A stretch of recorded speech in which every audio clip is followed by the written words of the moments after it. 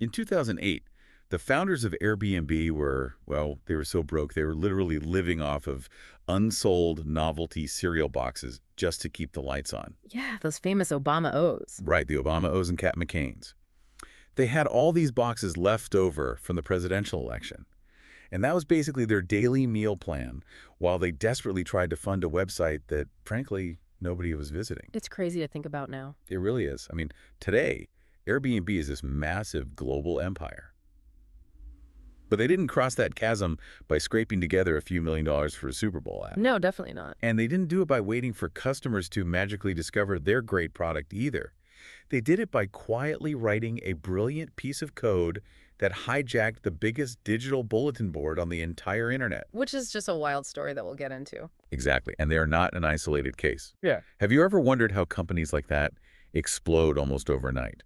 Because in today's hyper-competitive landscape, that comforting field of dreams fallacy, the idea that you just build a great product, customers will come, that is completely dead. Yeah, it's totally obsolete. You can have the best product on earth, but without a systematic scientific engine to drive people to it, you are going to stall out. And that is the exact reality we are unpacking today. So this deep dive is an exploration of the foundational concepts of growth hacking. Yes. Today, you're going to learn how the most successful tech companies actually tear down the traditional walls between marketing and engineering, and how they use high-tempo testing to engineer growth directly into their product. Directly into the code itself. Exactly. Yeah. So whether you are a startup entrepreneur or a corporate manager fighting a growth stall, or just someone looking to scale a personal project, you'll discover why combining data analysis, programming, and marketing savvy is the ultimate shortcut to breakout success. Okay, let's unpack this. Okay. Because to really understand where we're going, we have to understand what we're leaving behind. Great. For decades, the playbook for business was incredibly simple and almost entirely sequential. You build a product, you finalize it, and then you hand it over to the marketing department. And their job is just to go buy attention. Right. You buy billboards, TV spots, or, fast forward to the internet age, you buy banner ads and Google search keywords, you spend cash to acquire a user, and you just pray that they stick around long enough to make that money back. But reading through our sources today, it becomes immediately apparent that traditional marketing is now, mathematically speaking, totally unsustainable for most modern growth. It's broken. It really is. It has become a game of diminishing returns. I mean, the traditional model relies on throwing massive amounts of capital at the wall to see what sticks. Right. But the problem is, as internet platforms matured, the cost of buying that attention skyrocketed. You simply cannot outspend incumbent competitors if you are a startup.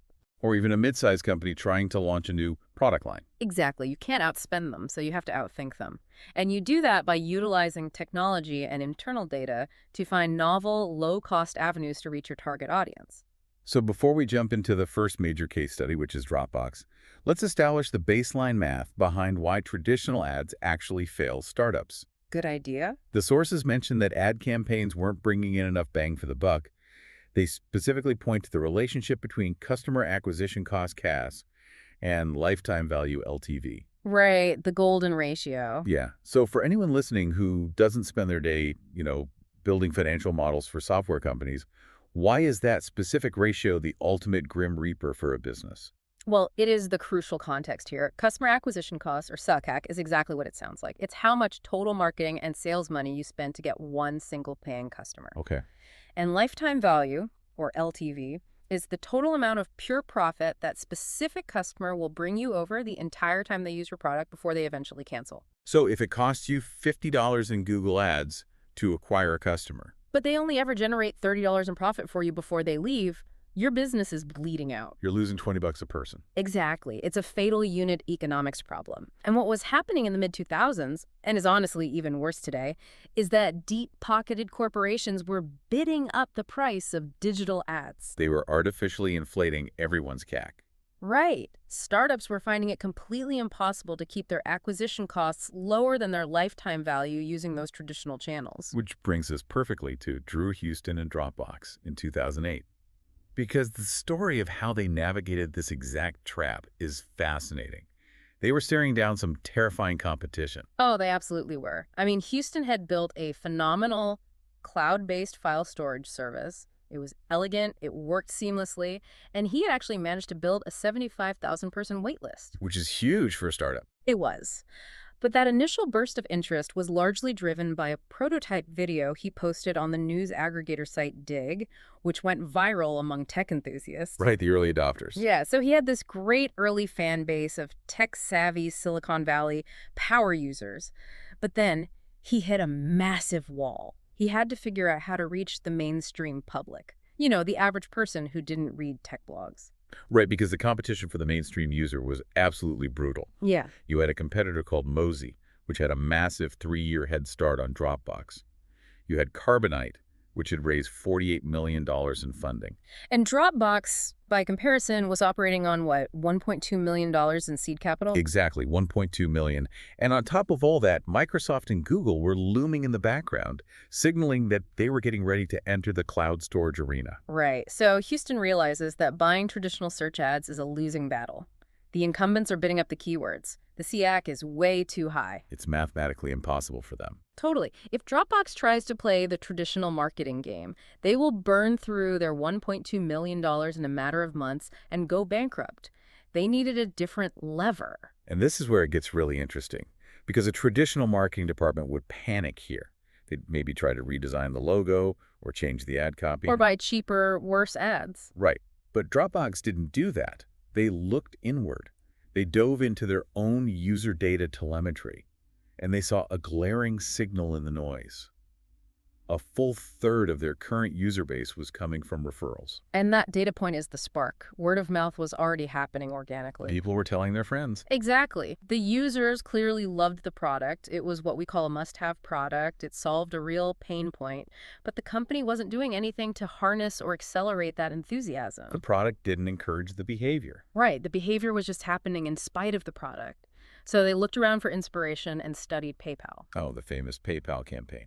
Yeah, in its early days, PayPal famously offered to deposit $10 of actual cash into a user's account for every referral they brought in, and another $10 to the new user. But wait, our sources point out that the PayPal referral program cost an estimated $60 to $70 million to run. Yeah, a massive cash burn. Dropbox obviously couldn't afford to literally buy users with cash. They had 1 million, not 60 million.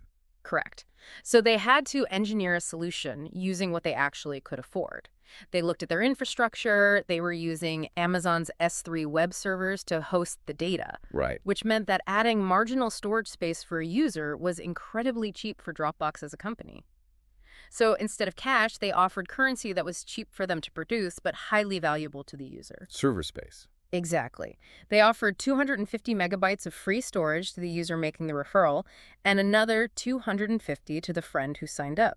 Let's talk about the mechanics of that, because it's not just a promotional offer, it's a two-sided loop. Right, a double-sided incentive. Yeah. Because if I just get space, I might feel a little greedy or spammy sending you a link. But if you get space too, suddenly I'm doing you a favor. I'm giving you a gift. It changes the entire psychology of the transaction. It really does. Yeah. And 250 megabytes back in 2008 was a massive amount of space. Yeah. It was basically handing someone a free flash drive. It was an irresistible incentive, and it was perfectly aligned with the core value of the product itself. And the results of this engineered referral loop were instantaneous. They didn't have to wait months for an ad campaign to gain traction. No, they saw a 60% increase in referral signups immediately. Over the next 14 months, with zero traditional marketing spend, they went from 100,000 users to 4 million users. Wow. Yeah, the system was generating 2.8 million invites a month. That is just a staggering trajectory. But I think it's important for you listening to realize that this wasn't just some 2008 phenomenon or something that only works for cloud storage. No, definitely not. This philosophy of sidestepping expensive marketing by using technical ingenuity goes back to the dawn of the consumer web. Let's look at the gaming portal Uproar in 1994. Oh, Uproar is a fantastic historical precedent for this. In '94, they were a young startup trying to build an online gaming portal, and they were going up against the behemoths of the era, Sony, Yahoo, Microsoft. The giants. Right. And those massive companies were flooding the early web with expensive banner ads to draw gamers to their sites. Uproar simply didn't have the war chest to fight a battle of attrition on ad spend. So instead of buying ads, the engineers at Uproar did something entirely different. They created one of the very first embeddable widget games. A completely new concept at the time. Yeah, they wrote a piece of code that allowed other independent website owners to easily embed an Uproar game directly onto their own sites for free. And Uproar paid those website owners 50 cents for every new gamer that clicked to the widget and acquired an Uproar account. It was a symbiotic distribution model. I mean, the independent websites got free interactive content to keep their visitors entertained, which was really hard to come by in '94. Right, content was king but hard to make. Exactly. And Uproar gained exposure to entirely new audiences without paying upfront for banner ads. Within weeks, those free widget games were embedded on 40,000 different websites across the internet. Let me push back on that for a second, though, because looking at the math, 50 cents a pop across thousands of websites, if Uproar is just a startup, how did the unit economics of that actually work? That's a great question. Weren't they bleeding cash by paying out all these bounties for players who might just play one game and leave? That is the crucial question, and it goes right back to the LTV versus CAC equation we discussed earlier. It only worked because Uproar deeply understood their own internal math. They knew exactly how much ad revenue an average registered user would generate for them over their lifetime on the Uproar portal. If the LTV of a user is, say, $2, paying a 50-cent bounty is a highly profitable, scalable acquisition strategy. That makes sense. They essentially turned 40,000 random websites into an unpaid affiliate sales force. Exactly. They only paid for actual guaranteed acquisitions. Whereas Sony and Yahoo were paying thousands of dollars for banner ads just for impressions, regardless of whether anyone actually signed up. Uproar completely bypassed the traditional advertising choke point. They did. And we see a completely different but equally powerful angle of this data-first approach with LogMe. Yes. For those who don't know, this is a software service that lets you remotely access your desktop from another computer. Right. They were doing things the traditional way, spending $10,000 a month on Google search ads. The product was free, but the conversion rate of people clicking the ad to actually downloading the software was terribly low.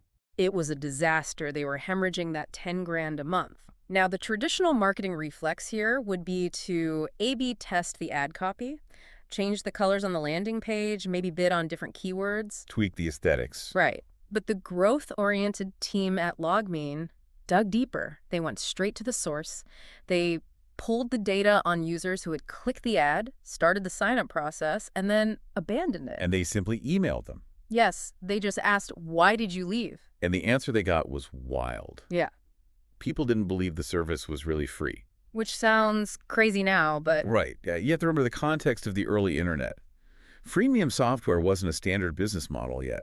It seemed like a scam. Yeah, users assumed there was a hidden catch or that the software was loaded with malware. It was just too good to be true, so they backed out. So that qualitative data was a revelation. The friction wasn't the ad, and it wasn't the product. Yeah. The friction was a lack of trust. So how do you solve a lack of trust? The marketing and engineering teams collaborated on a brilliantly counterintuitive fix. They added a prominent link to buy a premium paid version of the software right there on the landing page, right next to the free download button. By simply proving that a paid version existed, it validated the free version. The logic for the user shifts from, "this must be a scam," to, "oh, they give me the basic version for free, hoping I eventually upgrade to the paid one." That makes business sense. Exactly. That one tiny psychological hack, implemented by an engineer changing a few lines of code on a landing page, tripled their conversion rates. Tripled them. Wow. Yeah, suddenly that $10,000 ad spend was highly profitable. What all three of these stories, Dropbox, Uproar, and LogMine demonstrate is a fundamental shift in perspective. If you are struggling to grow, the answer is rarely spend more money on ads. The answer is to look at the internal mechanics of your product and your user behavior. Where are people dropping off? How are they already trying to share your product? Find those hidden currents and use your engineering capabilities to amplify them. Which brings us nicely to the second major idea here. It fundamentally changes the relationship between the product itself and the marketing of that product. Right. In the old corporate world, those were two entirely distinct phases of a business life cycle. In the world of growth hacking, they are completely fused together. Precisely. You are no longer building a product and then asking someone else to figure out how to sell it. You are engineering the distribution, the virality, and the marketing directly into the core architecture of the software. It requires software engineers who are tasked with solving what used to be purely marketing problems. Yes, exactly. So let me try an analogy here to make sure I've got this. In the old model, you build a car, and then you hire a separate marketing agency to stand on the side of the highway with a megaphone and shout at passing traffic about how great your car is. Sure. What you're saying is that growth hacking is like taking that megaphone and building it directly into the steering wheel of the car. Well, no, not exactly. I mean, a megaphone built into a steering wheel just means the car is loud. You are still essentially shouting at people, just from a different location. Oh, I see. True product-led growth hacking is more like engineering the car so that every time you let a friend take it for a test drive, the car's internal computer automatically deposits a free tank of gas into your account. Okay, that makes a lot more sense. The product itself incentivizes and facilitates its own distribution. I love that. The product pays you to distribute it. Yeah. And there is no better historical example of engineering that distribution directly into the product Yeah. than Airbnb. Oh, the Craigslist story. Yes. We talked about them at the very beginning, Brian Chesky and Joe Gebbia living off of Obama O's. They were desperate. They had launched the site 3 separate times, and they had essentially zero traction. They were trying all sorts of traditional public relations and marketing stunts to get people to list their spare rooms and to get travelers to book them. Nothing was moving the needle. But as they analyzed the landscape, they noticed a massive, uncontested blue ocean of tens of millions of built-in users actively looking for short-term and vacation rentals. It was the epicenter of online classifieds. But the interface of Craigslist was notoriously clunky, ugly, and difficult to navigate. It was a massive pool of demand, but a terrible user experience. Airbnb had a beautiful user experience, but no demand. Exactly. So they decided to tap into Craigslist. But they didn't just buy banner ads on Craigslist. They engineered a mechanism to bridge the two platforms. And from a technical standpoint, this was not just a matter of clicking a few buttons, right? This was incredibly difficult engineering. It was a monumental technical challenge. I mean, to understand why, you have to understand how software normally talks to other software. Usually, platforms provide an API, an application programming interface. Right. Think of an API like a restaurant menu. The restaurant, in this case, a platform like Facebook or Google, gives you a menu of exactly what data you are allowed to request and exactly how you are allowed to send data back to them. It's a sanctioned, structured way to interact. But Craigslist did not offer a menu. No, they didn't. They didn't have a public API for this kind of cross-posting. They didn't want third-party sites automating listings. Exactly. So the Airbnb engineering team had to build a bot that essentially reverse engineered Craigslist's entire posting infrastructure. Which is incredibly hard. Very. They had to write scripts that could navigate the fact that Craigslist didn't use a global database. It was fractured into hundreds of specific regional subdomains and city categories. Oh, wow. So it wasn't just one site to crack. No, it was hundreds. Furthermore, Craigslist had strict rules about anonymous email forwarding, image formatting, and HTML limitations. So the Airbnb engineers basically had to write a program that could take a beautifully formatted Airbnb listing, automatically translate it into the specific clunky format that Craigslist required, figure out the correct geographical category to put it in, and submit it. All seamlessly from the Airbnb interface. That's wild. Yes. They built a feature so that when a host published a listing on Airbnb, they could check a single box to automatically cross-post that listing to Craigslist. The script handled all the technical friction in the background. So suddenly millions of Craigslist users were scrolling through text-heavy, grainy rental ads, and interspersed among them were these gorgeous, high-quality, professionally photographed Airbnb listings. And when the Craigslist user clicked on that listing, it redirected them back to the Airbnb platform to complete the booking. It's an absolute masterclass in using code as a marketing tool. And what's crucial to realize is that no traditional marketing department in the world could have executed this. None. I mean, a brilliant copywriter or a media buyer doesn't know how to write a Python script to bypass a Craigslist image formatting limitation. It required the mind of an engineer who was given a specific mandate: acquire users at all costs. That is the essence of growth hacking. Now, eventually, Craigslist caught on and blocked this unauthorized automated access. Right. They shut it down. But by the time they closed the loophole, Airbnb had already siphoned off the critical mass of users they needed to achieve liquidity in their own marketplace. They used Craigslist's momentum to spin their own flywheel, and they did it for exactly $0 in ad spend. We see a very similar philosophy applied at a much larger scale with Facebook in its early days. When Facebook hit around 70 million users, their growth curve started to flatten out. They hit an asymptote. Yeah, most of their users were concentrated in North America, and the executive team realized that the only way to reignite exponential growth was to go international. They had to translate the platform. And if you look at how a traditional legacy tech company like a Microsoft or an IBM in the 90s would solve localization, it's a brute force human resources effort. Right. You identify the top 20 most spoken languages, you lease office space in 20 different countries, you hire 20 local project managers, and you pay teams of professional translators to manually go through every single string of text on the website and translate it. Which takes quarters, if not years, to execute. It's incredibly slow, wildly expensive, and it does not scale. But Facebook approached it entirely differently. They had established a dedicated cross-functional team called the Growth Circle, led by Chamath Palihapitiya. And within that group, Javier Olivan and the engineering team decided to approach internationalization not as a translation problem, but as a systems engineering problem. They realized that their greatest resource wasn't capital to hire translators. Their greatest resource was the passion of their 70 million existing users. So they built a crowdsourcing translation engine directly into the Facebook interface. They engineered a system that allowed Facebook's own bilingual users to volunteer and translate the site for them. Wait, how do you actually get thousands of people to do highly tedious translation labor for free?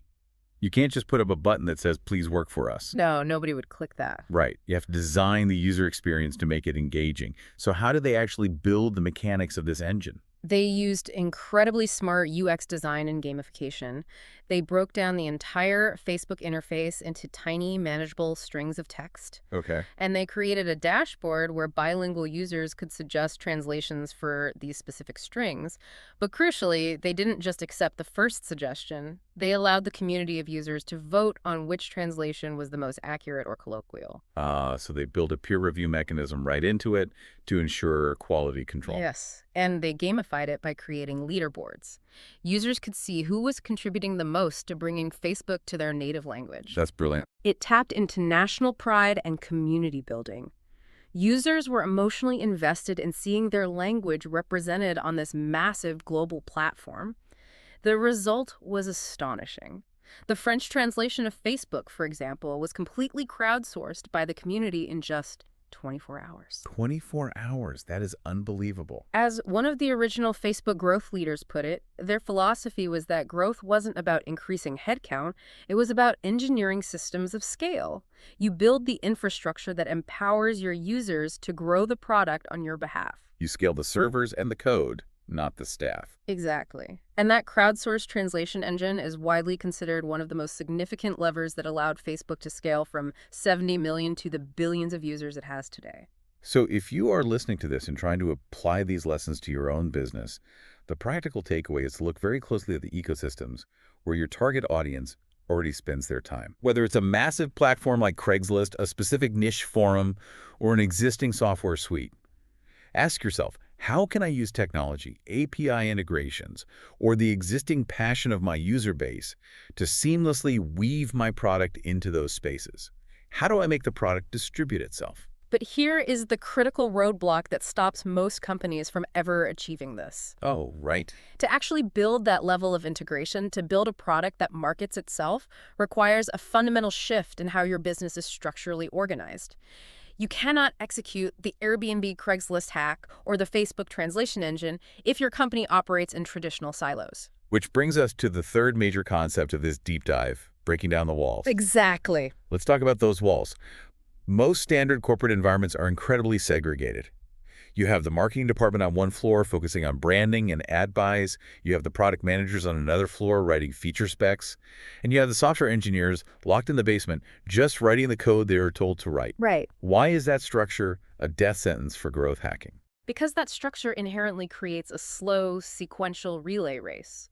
I mean, marketing does months of market research. They hand a brief to product. Product spends a quarter designing it, and engineering spends 2 quarters building it. And by the time the feature actually hits the market, a year has passed and customer demands have already shifted. Exactly. Furthermore, the teams don't share data. Marketing has no idea how hard a feature is to code, and engineering has no idea if the feature they are building actually drives user retention. It's a recipe for sluggishness. Yeah. But let me pose a hypothetical, because I think a lot of managers listening might think, okay, I understand we need this capability. I'll just go on LinkedIn, search for the title growth hacker, hire one brilliant coder, put them in a corner office, and let them work their magic on the product. Why doesn't that work? That is one of the most pervasive and dangerous myths in the industry. The idea of the Lone Ranger growth hacker who sits in a dark room and magically doubles your revenue overnight is a total fantasy. It doesn't exist. No. Growth hacking, by its very definition, is a multidisciplinary effort. It happens at the intersection of data science, software engineering, user experience design, and marketing psychology. And no single human being possesses elite skills in all of those domains simultaneously. It absolutely must be a cross-functional team effort. The BitTorrent case study from our sources perfectly illustrates the danger of silos and the power of a unified team.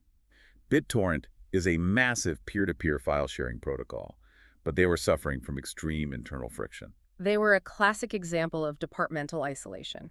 At BitTorrent, the marketing team's only mandate was user acquisition, getting people to the website to download the free software client. Okay. The data analysts were treated like an IT support desk. They only pulled data reports when a product manager specifically requested one, and the engineers were completely disconnected from the business metrics. They just optimized the protocol. But then, leadership decided to shake things up.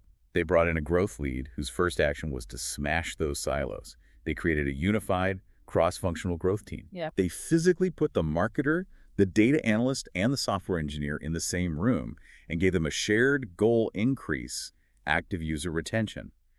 And almost immediately, an incredible breakthrough happened that would never have occurred in the old structure. By analyzing the product telemetry together as a group, the unified team noticed a glaring problem. Mobile users were abandoning the BitTorrent Android app at an alarming rate. They were downloading it, using it once, and then uninstalling it. And when the data analyst isolated the variables, they found out why. The app was running aggressive background processes to share files, which was absolutely devastating the user's phone batteries. And this is where the magic of the cross-functional team shines, because it wasn't the marketing person who fixed this. Marketing can't fix a battery drain issue. Exactly. Because the engineers were in the room, looking at the same user retention data as the marketers, they immediately saw a technical solution.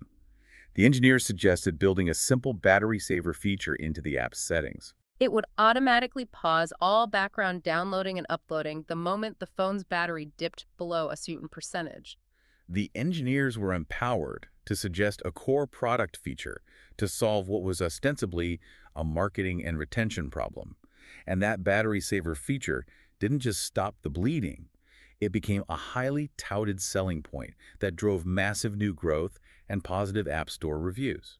And that idea would never have surfaced if the engineers were just waiting for a spec sheet from a product manager who didn't understand the technical constraints of mobile hardware. So if a company wants to replicate that success, they need to structure their growth team with specific disciplines represented. Yes, a fully functioning growth team needs a growth lead, someone who acts as the connector, managing the testing process and keeping the tempo high. You need product managers who deeply understand the user journey and experience. You absolutely must have software engineers who can rapidly write the code to test new features or interface changes without waiting on the core engineering pipeline. You need data analysts who can dive deep into complex data sets and pull out statistically significant insights. And you need marketers who understand behavioral psychology, copywriting, and acquisition channels. But reading through the methodology and the sources, there's one structural requirement that sits above all of those specific roles. It's the linchpin. And that is executive sponsorship. Oh, absolutely critical. If the CEO or the VP of product isn't completely backing this team, it is doomed to fail. Yeah. Why is leadership buy-in so critical? Because a growth team, by design, is a disruptive force within a company. They are going to cross departmental boundaries and they are going to step on toes. Yeah. Imagine the growth team analyzes the data and decides they need to completely overhaul the main user registration flow to test a new conversion theory. They go to the core engineering department and say, "We need you to pause work on your scheduled quarterly roadmap for 2 weeks to help us build this test." Right. If the CEO isn't backing the growth team, the VP of engineering is just going to laugh them out of the room. They'll say, Get lost, we have our own performance metrics and deadlines to hit. We aren't derailing our roadmap for your experiment. Turf wars and corporate bureaucracy will suffocate the growth team before they can run a single test. Without a doubt. The growth lead needs a powerful mandate from the very top of the organization. They need the authority to command resources, to bypass traditional approval processes, and most importantly, they need the political air cover to fail. Yes. In high-tempo testing, you're going to launch experiments that completely bomb. You might push a code change that temporarily breaks a landing page. It happens. It does. Yeah. But if the team is terrified of being fired because a test failed, they will only propose safe, incremental changes. Executive sponsorship creates the psychological safety required to take big swings. So the practical takeaway for you listening to this, you do not need a 100-person dedicated growth division like LinkedIn or Uber has today. If you are an early-stage startup, your growth team might just be 3 people. Or if you are a solo founder, it might just be you wearing multiple hats and forcing yourself to switch contexts. Right. But regardless of the headcount, you must break down the conceptual walls between the data you collect, the product you are building, and the marketing strategy you are executing. They can no longer be separate phases. They have to operate as a single, cohesive, continuous loop. Which leads us directly to the operational mechanics of that loop. Once you have the team assembled and the executive mandate secured, how do they actually execute this strategy on a day-to-day basis? Right. Which brings us to the 4th major concept, the high-tempo growth cycle. We have the cross-functional team in place. It's Tuesday morning. What are they actually doing? The day-to-day methodology of a growth team is heavily borrowed from agile software development and the lean startup methodology. For those unfamiliar, these are frameworks that prioritize rapid, iterative cycles of building and learning, rather than spending months meticulously planning a massive, final product release.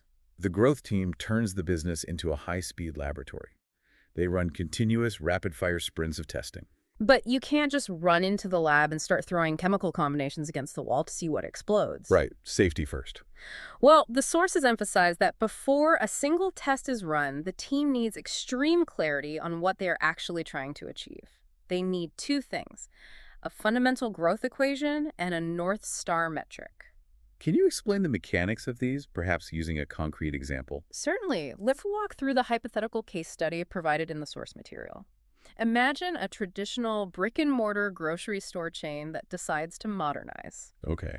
They spend a lot of capital developing a brand new mobile app for grocery delivery.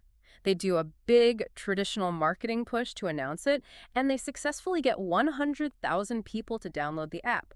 But a month later, sales through the app are abysmal. People downloaded it, they looked around, but they aren't actually buying groceries. Okay, so this is a classic activation and retention problem. Yeah. They got people to walk through the front doors of the digital store, but nobody's putting anything in their shopping cart.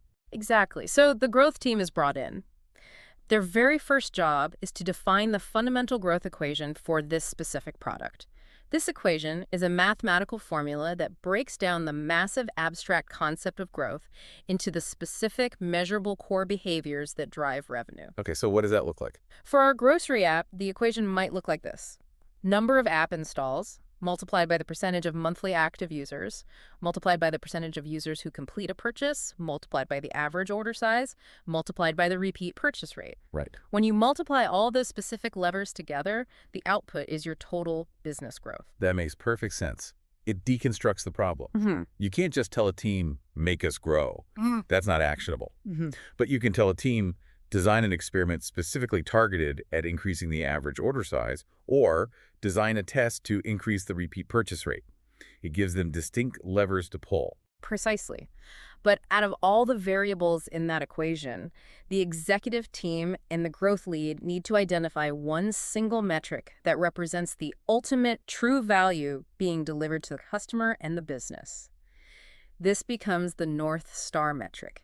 It is the guiding light that aligns every single department. And it is absolutely crucial to pick the correct North Star, because if you pick a vanity metric, you will optimize your way right into bankruptcy. Absolutely. For example, if the grocery app team mistakenly chose total app downloads as their North Star, the marketing team might run viral campaigns that get 1 million teenagers to download the app just to see a funny video. The chart goes up, everyone celebrates. But teenagers don't buy weekly groceries for a family of 4. The company makes no money and dies. That is the danger of vanity metrics. They look fantastic on a slide deck, but have zero correlation with long-term financial health. So for our grocery app, they must choose a metric that encompasses engagement, purchasing behavior, and volume. So they decide their North Star metric is monthly revenue per shopper. Yes. Every single test the growth team runs, whether it's a UI tweak or a new email campaign, must ultimately be judged by whether it moves that specific needle. Okay, the foundation is set. We have our cross-functional team, our growth equation, and our North Star metric of monthly revenue per shopper. Now, let's get into the trenches. How does the actual testing cycle operate? The methodology outlines a strict, continuous 4-step cycle. Walk us through step 1. Step 1 is analyze. This is where the data analysts and the product manager dive deep into the user telemetry. They aren't looking at aggregate, high-level numbers. They are segmenting the data. Breaking it down. Right. They isolate the cohort of power users, the people who are ordering groceries twice a week, and compare them to the cohort of users who downloaded the app and never completed a single purchase. And they ask highly specific questions. What behaviors do the power users share? Do they all use the search bar instead of browsing categories? And conversely, where is the friction? What exact screen are the inactive users looking at right before they force close the app? You are essentially hunting for the bottleneck. So let's say the data analyst comes to the team and says, look at this funnel. 70% of users are successfully adding items to their cart. But when they hit the checkout screen, where we ask them to manually type in their 16-digit credit card number, 80% of them abandon the app. They found a massive point of friction. Which brings the team to step 2, ideate. Right. Ideation is the rocket fuel of the entire growth engine. Without a constant pipeline of new ideas, the testing cycle grinds to a halt.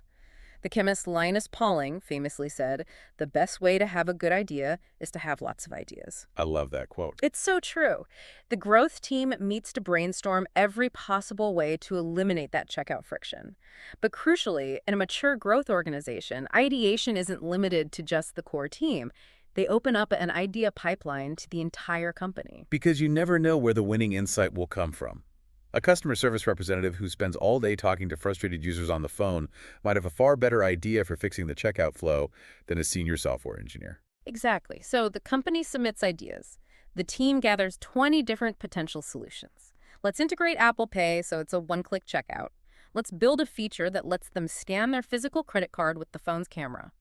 Let's offer a $10 discount if they save their card details for future purchases. They now have a massive backlog of ideas, which necessitates step 3, prioritize. You obviously cannot code and test 20 different checkout flows simultaneously. You have to rank them, but you can't rank them based on who shouted the loudest in the meeting or which idea the CEO likes best. Right. It needs to be objective. You have to score them objectively.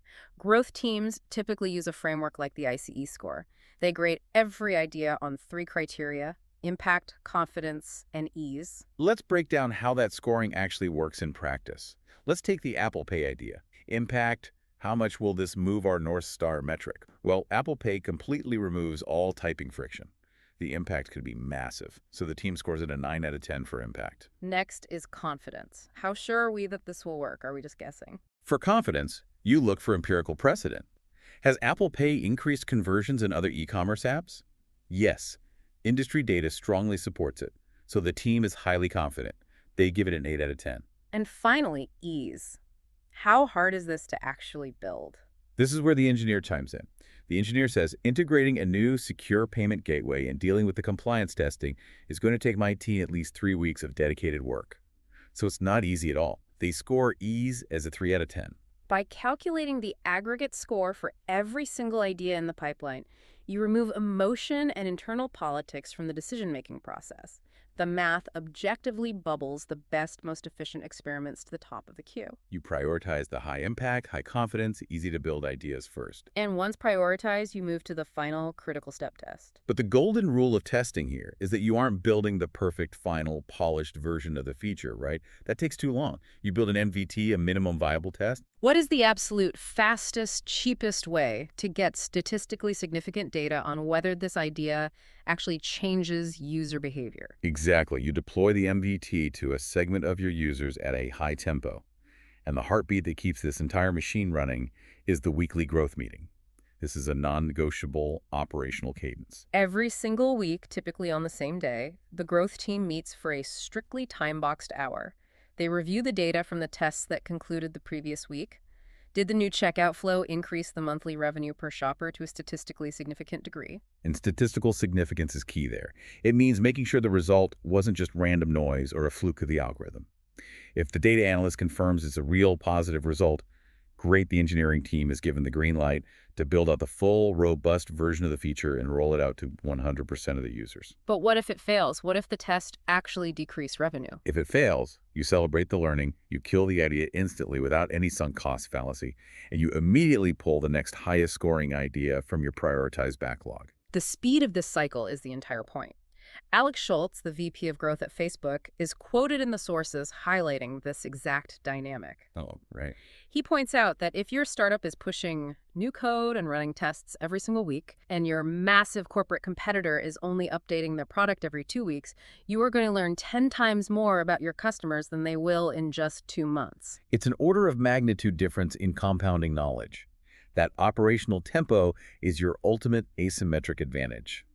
The legacy corporations are trapped in 6-month planning cycles, arguing over PowerPoint presentations, while the growth hacking startup is testing, failing, learning, and adapting every 7 days in the real market. So, synthesizing everything we've covered today, the core philosophy of this methodology crystallizes. True growth hacking is not a silver bullet. It is not about finding one sneaky, unethical trick to spam users. Right. The Airbnb Craigslist integration is famous, and it makes for a great story, but it's the exception, not the rule. Most growth hacking isn't a massive, paradigm-shifting exploit. Exactly. The soul of growth hacking is the relentless compounding interest of hundreds of small, data-driven victories. It's a 1% increase in an email open rate on Monday. It's a 2% decrease in shopping cart abandonment on Thursday. It's a 0.5% improvement in referral conversion the next week. Stacked week after week, month after month, those marginal gains compound into exponential breakout growth. And it can only be achieved by a cross-functional team that absolutely refuses to let arbitrary departmental walls slow down their learning cycle. And adopting this methodology isn't just a fun, nice-to-have strategy for tech companies anymore. It is a fundamental survival imperative for almost any business today. The sources cite a chilling study from the Harvard Business Review, noting that 87% of companies will experience a growth stall at some point, a period where their historical growth engine suddenly sputters and slows dramatically. And when that stall happens, those companies lose an average of 74% of their market capitalization over the following decade. 74% of their value wiped out. Whether you are an executive at a massive legacy corporation trying to fend off that impending stall, or a scrappy entrepreneur trying to launch your very first side hustle, this data-first, high-tempo methodology is your survival guide in the modern economy. In this environment, you have to keep experimenting, keep swimming, or you die. It is a continuous, relentless pursuit of uncovering and delivering core value to the user faster than anyone else. But here is the ultimate catch. You've listened to this deep dive, you've got your cross-functional team assembled, you've smashed the silos between marketing and engineering, you've carefully identified your North Star metric, and you've got your high-tempo, weekly testing cycle ready to fire on all cylinders. The whole engine is built. Yes, but before you spend a single dime or write a single line of code trying to aggressively push your product onto the masses, you have to look in the mirror and ask yourself a terrifying question. Is your product actually a must-have? That is the big question. Because next time you dive into this material, you'll need to figure out exactly how to discover your product's aha moment. The exact second a user realizes they can't live without it. Because if you try to build a growth engine and hack distribution before you have achieved that true product market fit, you aren't hacking growth at all. You are just accelerating your own failure. Keep questioning your assumptions, keep testing your ideas in the real world, and we'll see you on the next deep dive. What if I told you that building a brilliantly engineered product and raising tens of millions of dollars in venture capital is actually a perfect recipe for a complete disaster? I mean, it sounds totally counterintuitive, right? Yeah, exactly. Like, because we're so conditioned to think that money and exposure are just, the twin engines of success. Right, like get the money, buy the ads, win the market, boom. Boom, done. But the reality is, if you apply massive scale to a product that just isn't ready to hold on to people, you are basically orchestrating a very public and very expensive failure. Which is terrifying. And that's exactly what we're getting into today. Welcome to our deep dive into the definitive guide to growth hacking. Yeah, specifically focusing on that make or break phase of a business. Right, the phase where you have to ruthlessly determine if your product is actually a must-have before you even think about hitting the gas on scaling. Because if you're building a business or you're just fascinated by how these tech empires actually get built. Which I think most of you listening probably are. Yeah, understanding this sequence is going to fundamentally change how you view growth. It is not magic tricks. No, it's really not. It's a rigorous scientific process of survival. So to even understand this modern approach, we kind of have to look at the exact opposite first. Right? Yeah. We have to look at how businesses have operated for like the last 100 years. Yeah, the classic corporate silo. On silo, right. You really have to understand what growth hacking is reacting against. Historically, massive legacy corporations, they operated in strict, isolated departments. Like little walled gardens. Exactly. You had the product team, and their job was to do the market research, write up some massive requirements document, and build the specs. And then what? Then they literally, well, figuratively slide those specs under the door to the engineering or manufacturing team. Right, the people actually building the thing. Yeah, the builders. So the engineers build it. No. And that takes months, sometimes years. Oh, wow, years. Yeah, and then once the product is completely finished, boxed up, sitting on a loading dock somewhere, they hand it over to marketing. Like, here's the baby. Go sell it. Literally. The directive is essentially, here is the product, we don't care how you do it, just go convince people to buy it. And these teams just, they never talked. Absolute isolation. It's like a weird blindfolded relay race. What's a great way to put it? Right? Marketing gets the baton, but they never saw the product team design it. They don't know the why behind it at all. No, not at all. And engineering is running in a totally different direction. They're talking in code and load times, while the marketers are talking about, demographics and cost per click. They're speaking completely different languages. Yeah. And in the industrial era, that actually worked fine. Right, because if you're building refrigerators in 1955, you don't need a weekly update. Exactly. The iteration cycle was incredibly slow anyway, but the sources for this deep dive make it explicitly clear that in the modern era, that siloed structure is a death sentence. Because it's just too slow. It creates this agonizing lag. Hmm. If you operate in silos, it takes quarters or even years to complete a single cycle of market feedback. Oh, I see. So if the marketer realizes a customer hates a feature, they have to send a report up the chain. Yep, up to the product manager. Who then schedules it for the next build. Which goes back to engineering. And by the time it's fixed, the customer's been gone for 2 years. Precisely. There's a terrifying stat in the research. 87% of companies experience major growth stalls, and they lose 74% of their market cap in the decades surrounding that stall. 74%. Yeah. Yeah. And the authors attribute this directly to the shrinking half-life of established business models. The market just moves too fast now. So if your teams only talk every 6 months, a startup is just going to eat your lunch. Absolutely. Which is why legacy behemoths like Walmart and IBM and Microsoft are desperately trying to adopt cross-functional teams. They're terrified. Oh, definitely. And the book gives us a fascinating mechanical example of breaking the silo. Tesla. Oh, okay. How does Tesla do it differently? Well, look at traditional automotive companies. They operate on model years. A 2020 car is concepted in 2016, engineered in 2018. Manufactured in 2019. Right, and marketed in 2020. So if Ford wants to tweak the navigation, they can't do it for the car you already bought. Yeah, you have to buy the 2021 model. Exactly. But Tesla redefines the product lifecycle. They don't wait for model years. They continuously push software updates over the air. In real time. Yeah. Your car might literally get a new capability, like advanced self-driving tech, overnight while it's parked in your garage. That is just mind-blowing from a traditional marketing perspective.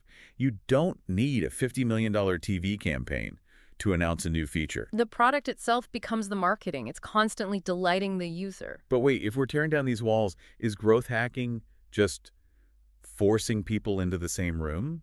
Or is it a totally new skill set? It requires blending skill sets. The most dangerous misconception is that growth hacking is just like a bag of sneaky social media tricks. Right, like finding a loophole in the Instagram algorithm. Exactly, and it's not that at all. It's a highly disciplined, data-driven methodology. You need a software engineer, a data analyst, a product manager, and a marketer, All in together. all looking at the exact same screen, working on the same problem. So what does that look like practically? Say a bunch of users drop off an app. What does that cross-functional team actually do? They attack it from 4 angles at once. The marketer asks why the customer lost interest psychologically. Okay. The data analyst looks at the server logs.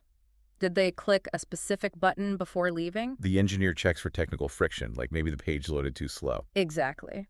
And the product manager makes sure the solution aligns with the company's core value. And they can solve it in an afternoon. Fix it today, push the update tonight, check the results tomorrow morning. That is a completely different metabolism for a company. It really is. So for you listening, if you're building something, the immediate takeaway is tear down those walls on day one.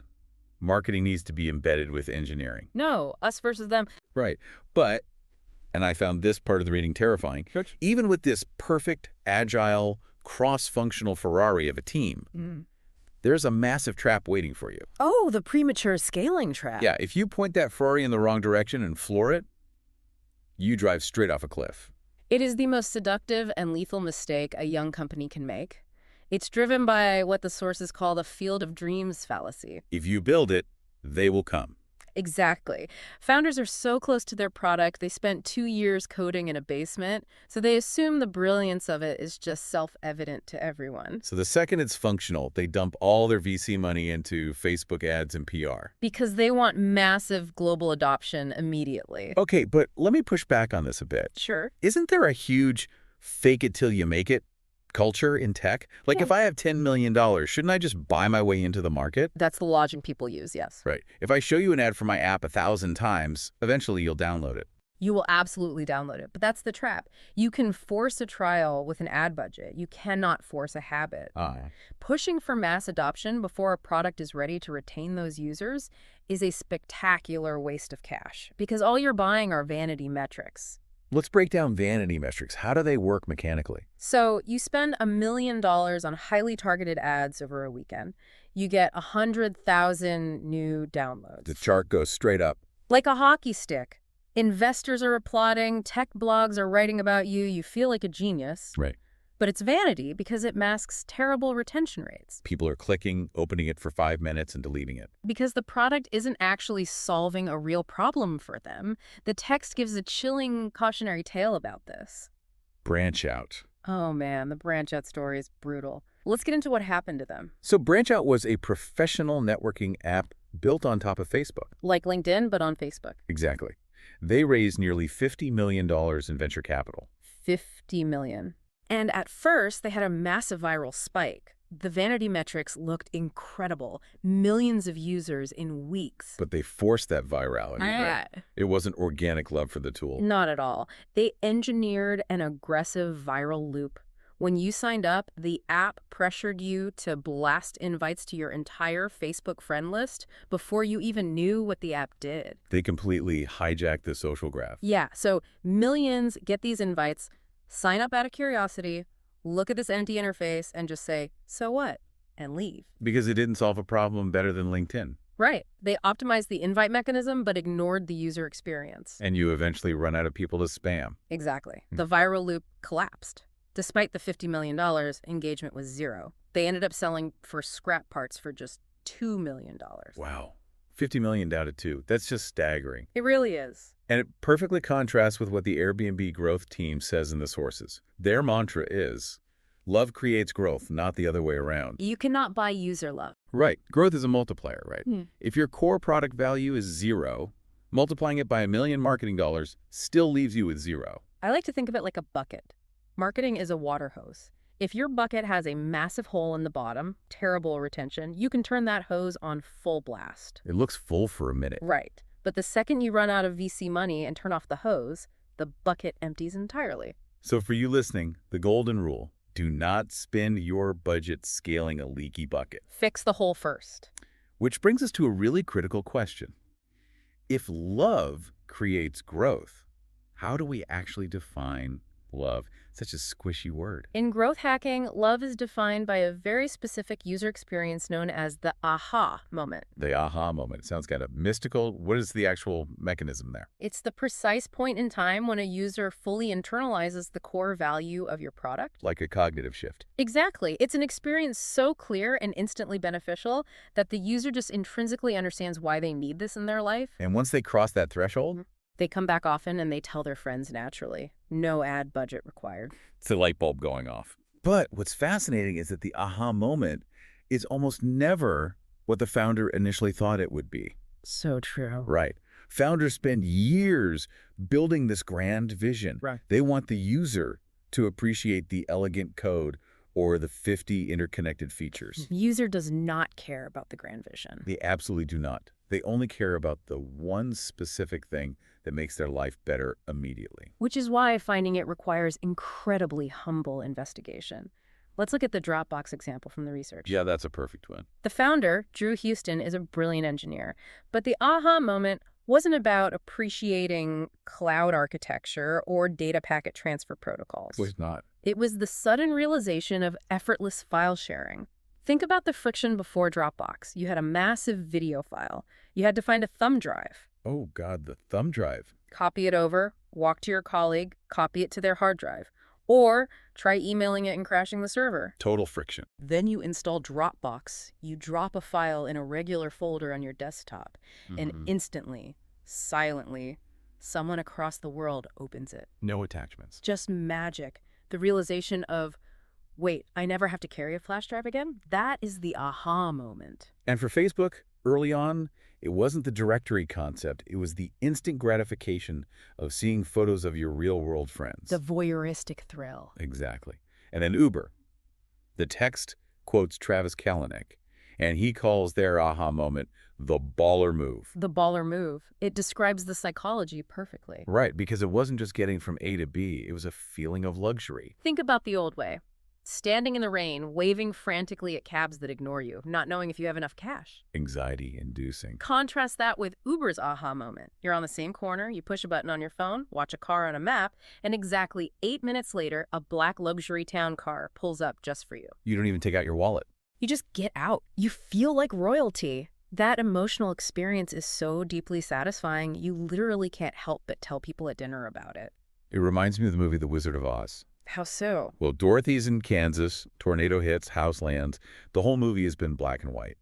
But she opens the front door, and the screen shifts into vibrant Technicolor. That's a great analogy for the user's cognitive state. Right. Before that moment, the user is in a black and white world, clicking menus, trying to figure out what you want from them. Yeah. But the second they experience the core value, the black car arriving, the file syncing, the world shifts to color. They see the magic. They really do. But here's the hard question. Can you engineer this color shift moment from scratch in a lab? Or do you just throw it out there and wait for users to stumble on it? It's almost always a combination, but you rely heavily on the user showing you the way. Okay. You build the environment, but the user defines the magic. You might think they'll love this complex analytics dashboard you build. Right. Look at my beautiful dashboard. Exactly. But you have to let the data tell you the truth.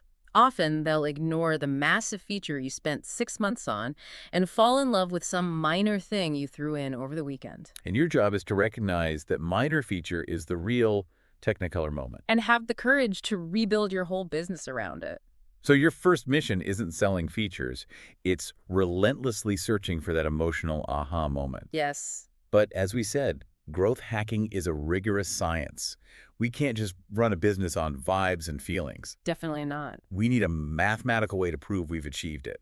How do we measure magic? This brings us to what is arguably the most brutal metric in the whole playbook, the 40% must-have rule. Okay, let's go deep into this. It's the fulcrum of the whole philosophy. Yeah. Sean Ellis, the godfather of growth hacking, created it. It's a survey to calculate product-market fit. But it's not a 50-page focus group thing. No, it's one single question asked to your active users. How would you feel if you could no longer use this product? It cuts right past the politeness. It goes straight to user dependency. The options are very disappointed, somewhat disappointed, not disappointed, or NA. And the golden threshold is 40%.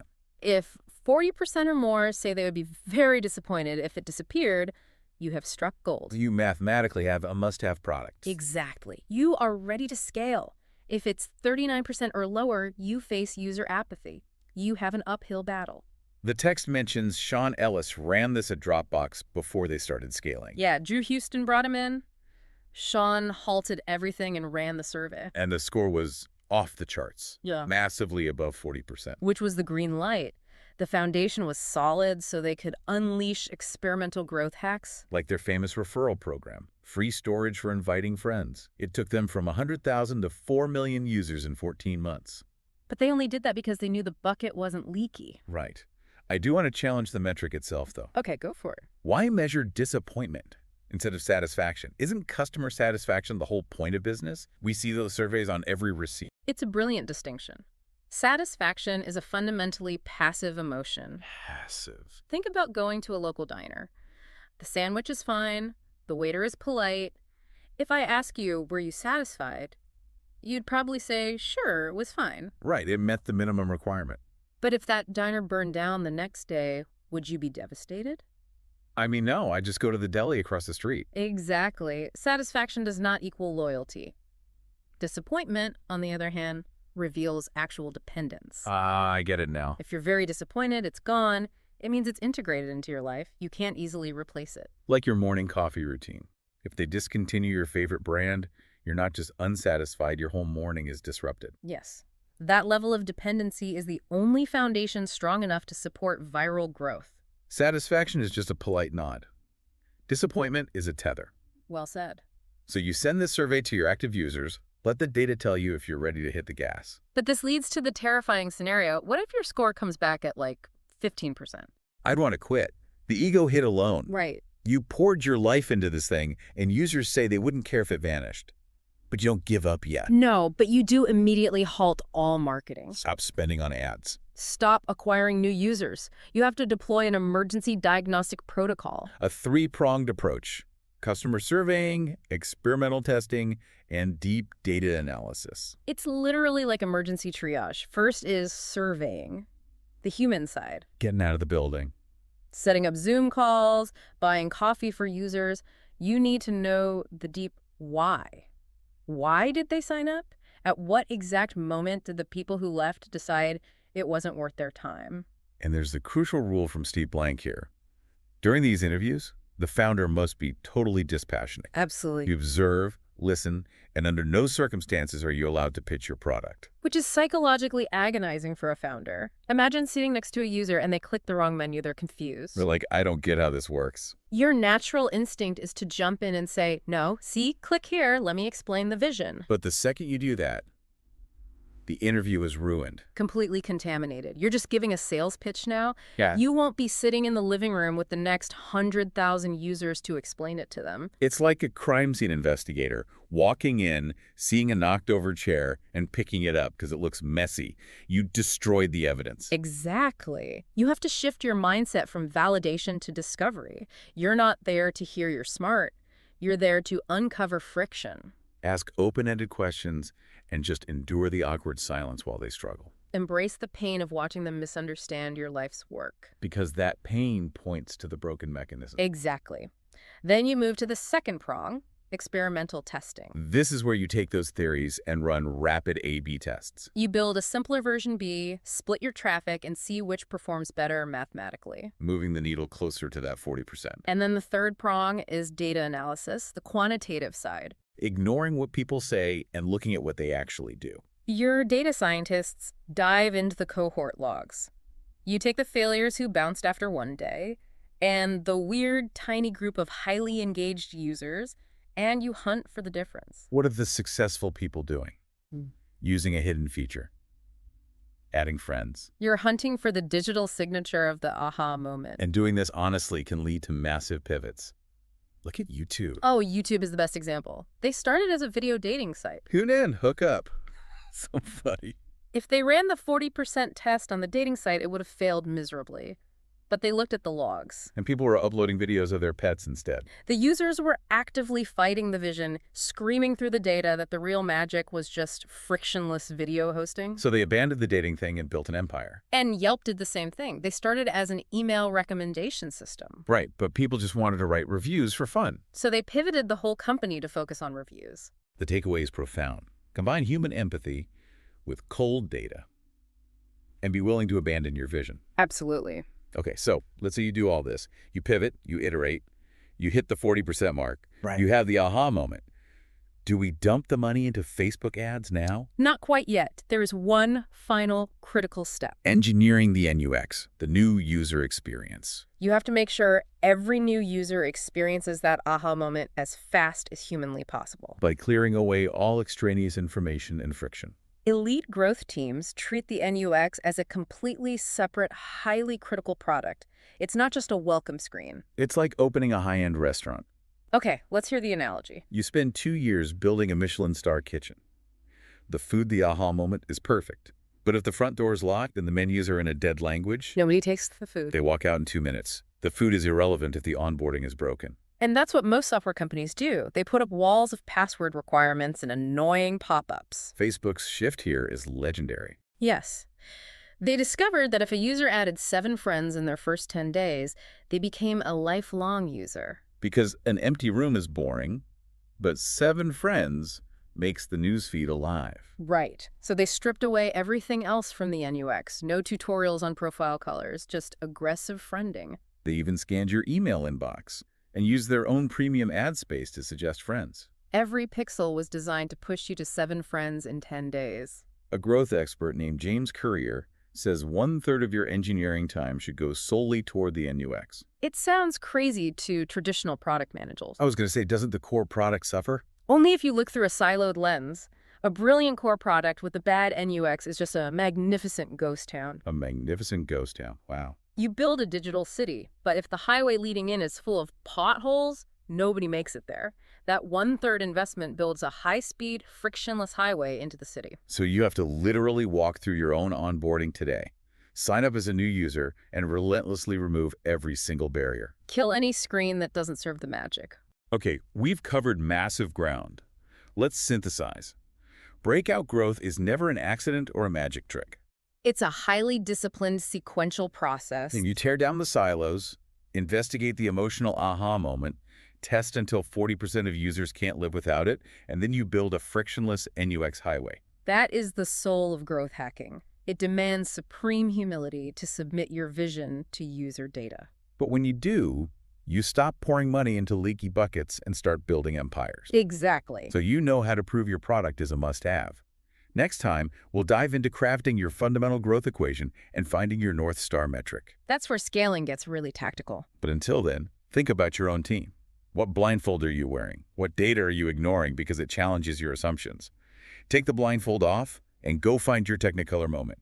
Imagine, for a second, trying to fly a commercial airliner where the engine mechanics, the pilot, and the air traffic controllers are all locked in, like entirely separate soundproof rooms. Oh, wow. Yeah, that's terrifying. Right, and they're only allowed to communicate with each other once a month via a formal memo. That is an absolute recipe for a catastrophic crash. I mean, Yeah. you wouldn't even make it off the runway. Exactly. Yet if you look under the hood, this is exactly how the vast majority of traditional businesses attempt to grow. It really is. They keep their product development, their engineering, and their marketing teams just completely isolated from one another.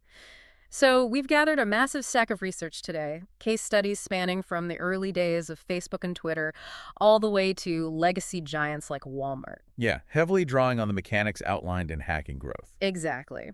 So our mission for this deep dive today is to decode the actual mathematics, the team structures, and, well, the rigorous psychological frameworks behind breakout success. Because the era of the lone marketing genius is over.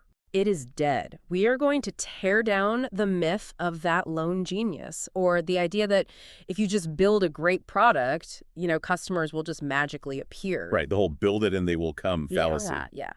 Today, you are going to learn how to tear down corporate silos, build a highly agile, cross-functional growth team, and identify the specific mathematical levers that actually drive a business forward. Which is so crucial whether you're scaling a startup or, trying to inject some life into a legacy brand. Completely. By the end of this deep dive, you will have a blueprint to turn unpredictable, chaotic growth into a rigorous, repeatable science. And honestly, that transition from chaos to science is exactly where most companies stumble.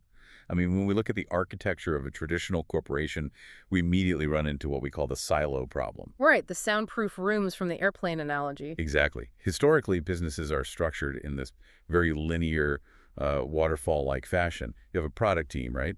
They do their market research, they sit in a room for a year, and they build a set of features. Just totally isolated. Totally. And once they declare the product finished, they essentially just toss it over a brick wall to the marketing team. Good luck, guys. Right. And the marketing team, who has zero say in what was actually built, is now tasked with figuring out how to sell it. So they might hire outside ad agencies, buy billboards, or run digital ads. All while disconnected from the product itself. Completely.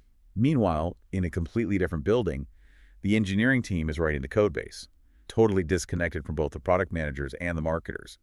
They rarely, if ever, collaborate on the user's actual journey. Which creates this massive, debilitating lag. I mean, if the market shifts or if a new technology emerges, it takes months for that information to travel from the marketing department back over the wall to the engineers to actually change the product. Precisely.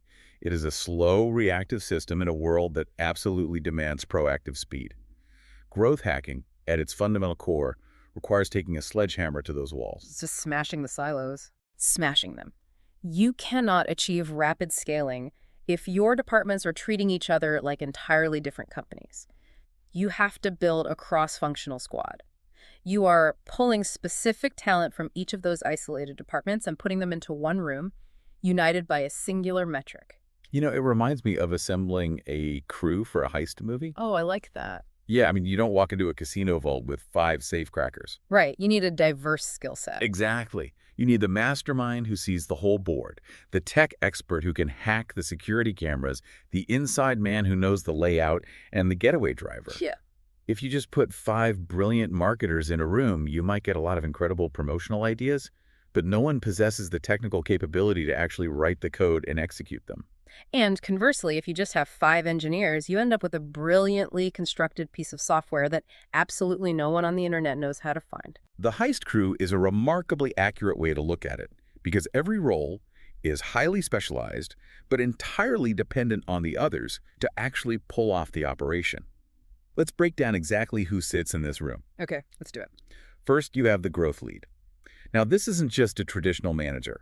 They are part product owner, part data scientist, and part conductor.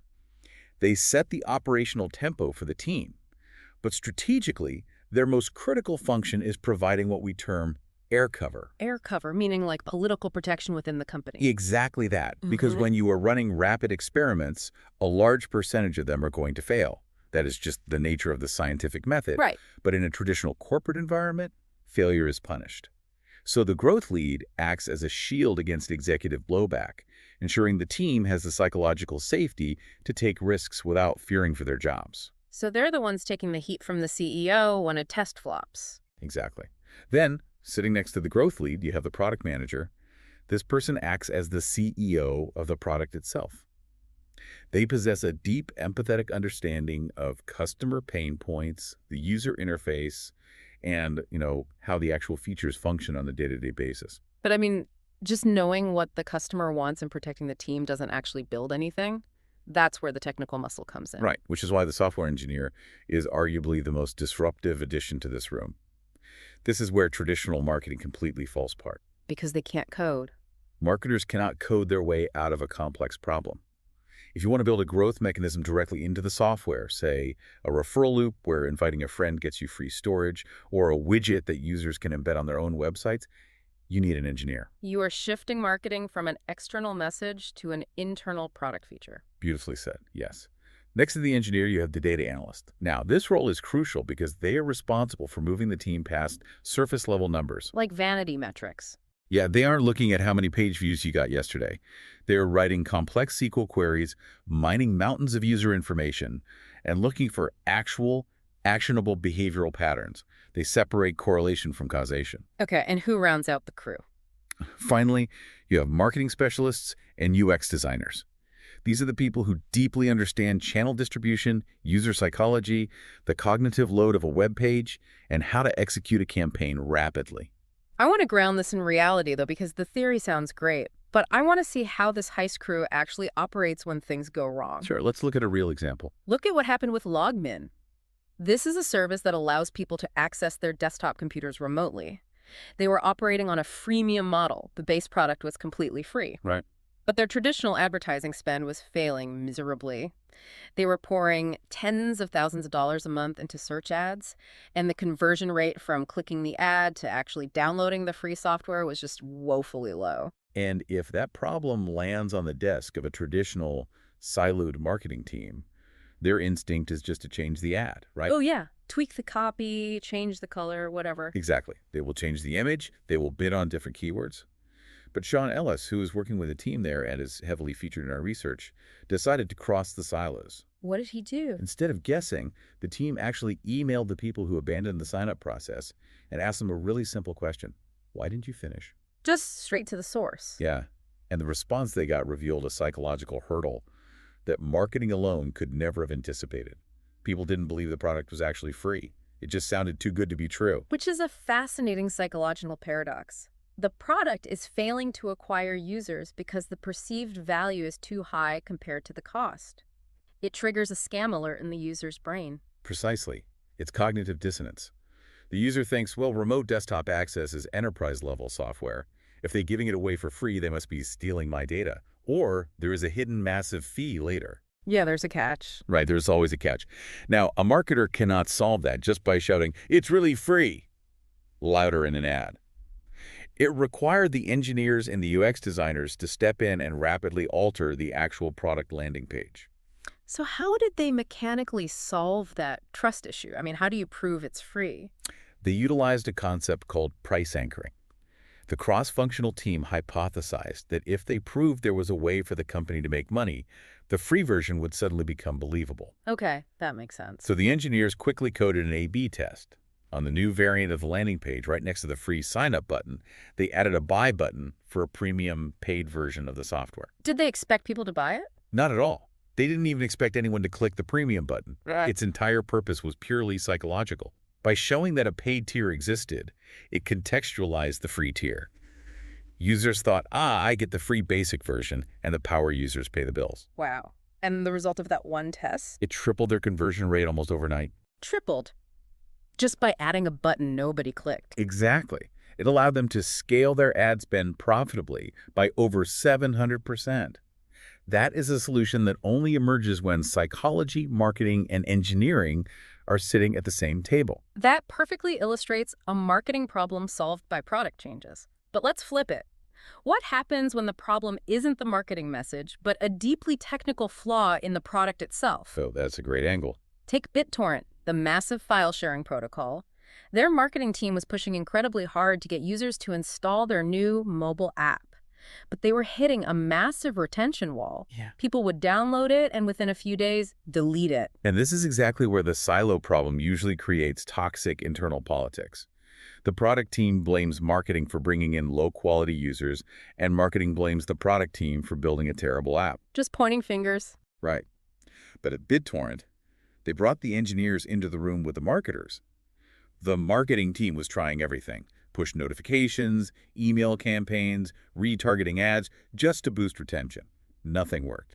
Because it wasn't a marketing problem. Exactly. It was the mobile engineers who finally dug into the device-level data and realized why users were fleeing.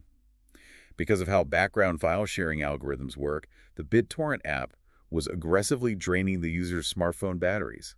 It was a massive resource hog. So if they were siloed, marketing would just keep pouring money into a leaky bucket, completely unaware that the app was literally killing the user's phone. Exactly.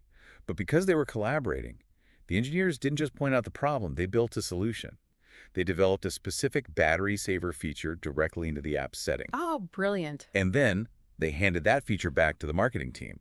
Marketing immediately pivoted their entire messaging strategy to highlight this specific battery-saving capability. They turned a massive technical liability into their primary marketing asset. That is incredible. Yeah, that collaboration drove immense user retention and ultimately rocketed the product to over 100 million installs. I'm trying to picture the interpersonal dynamics here, though. We are talking about vastly different professional archetypes. Oh, yeah. Engineers are often trained to be highly analytical, focused on deep work, long sprint cycles, and writing elegant, bug-free code. Marketers are often trained to be fast-moving, reactive, and focused on narrative and promotion. Doesn't putting them in a soundproof room together just create a massive amount of operational friction? It does. You're asking people with fundamentally different worldviews to agree on a daily basis. That friction is very, very real, and it is usually the first major hurdle any company faces when transitioning to this model. When you first put them in a room, they don't even speak the same corporate language. Right. The marketer wants to launch a pop-up today. The engineer says it will take 3 weeks to ensure it doesn't break the database architecture. So how do they get anything done? What ultimately resolves this conflict and unites these disparate personalities is objective data and a shared goal.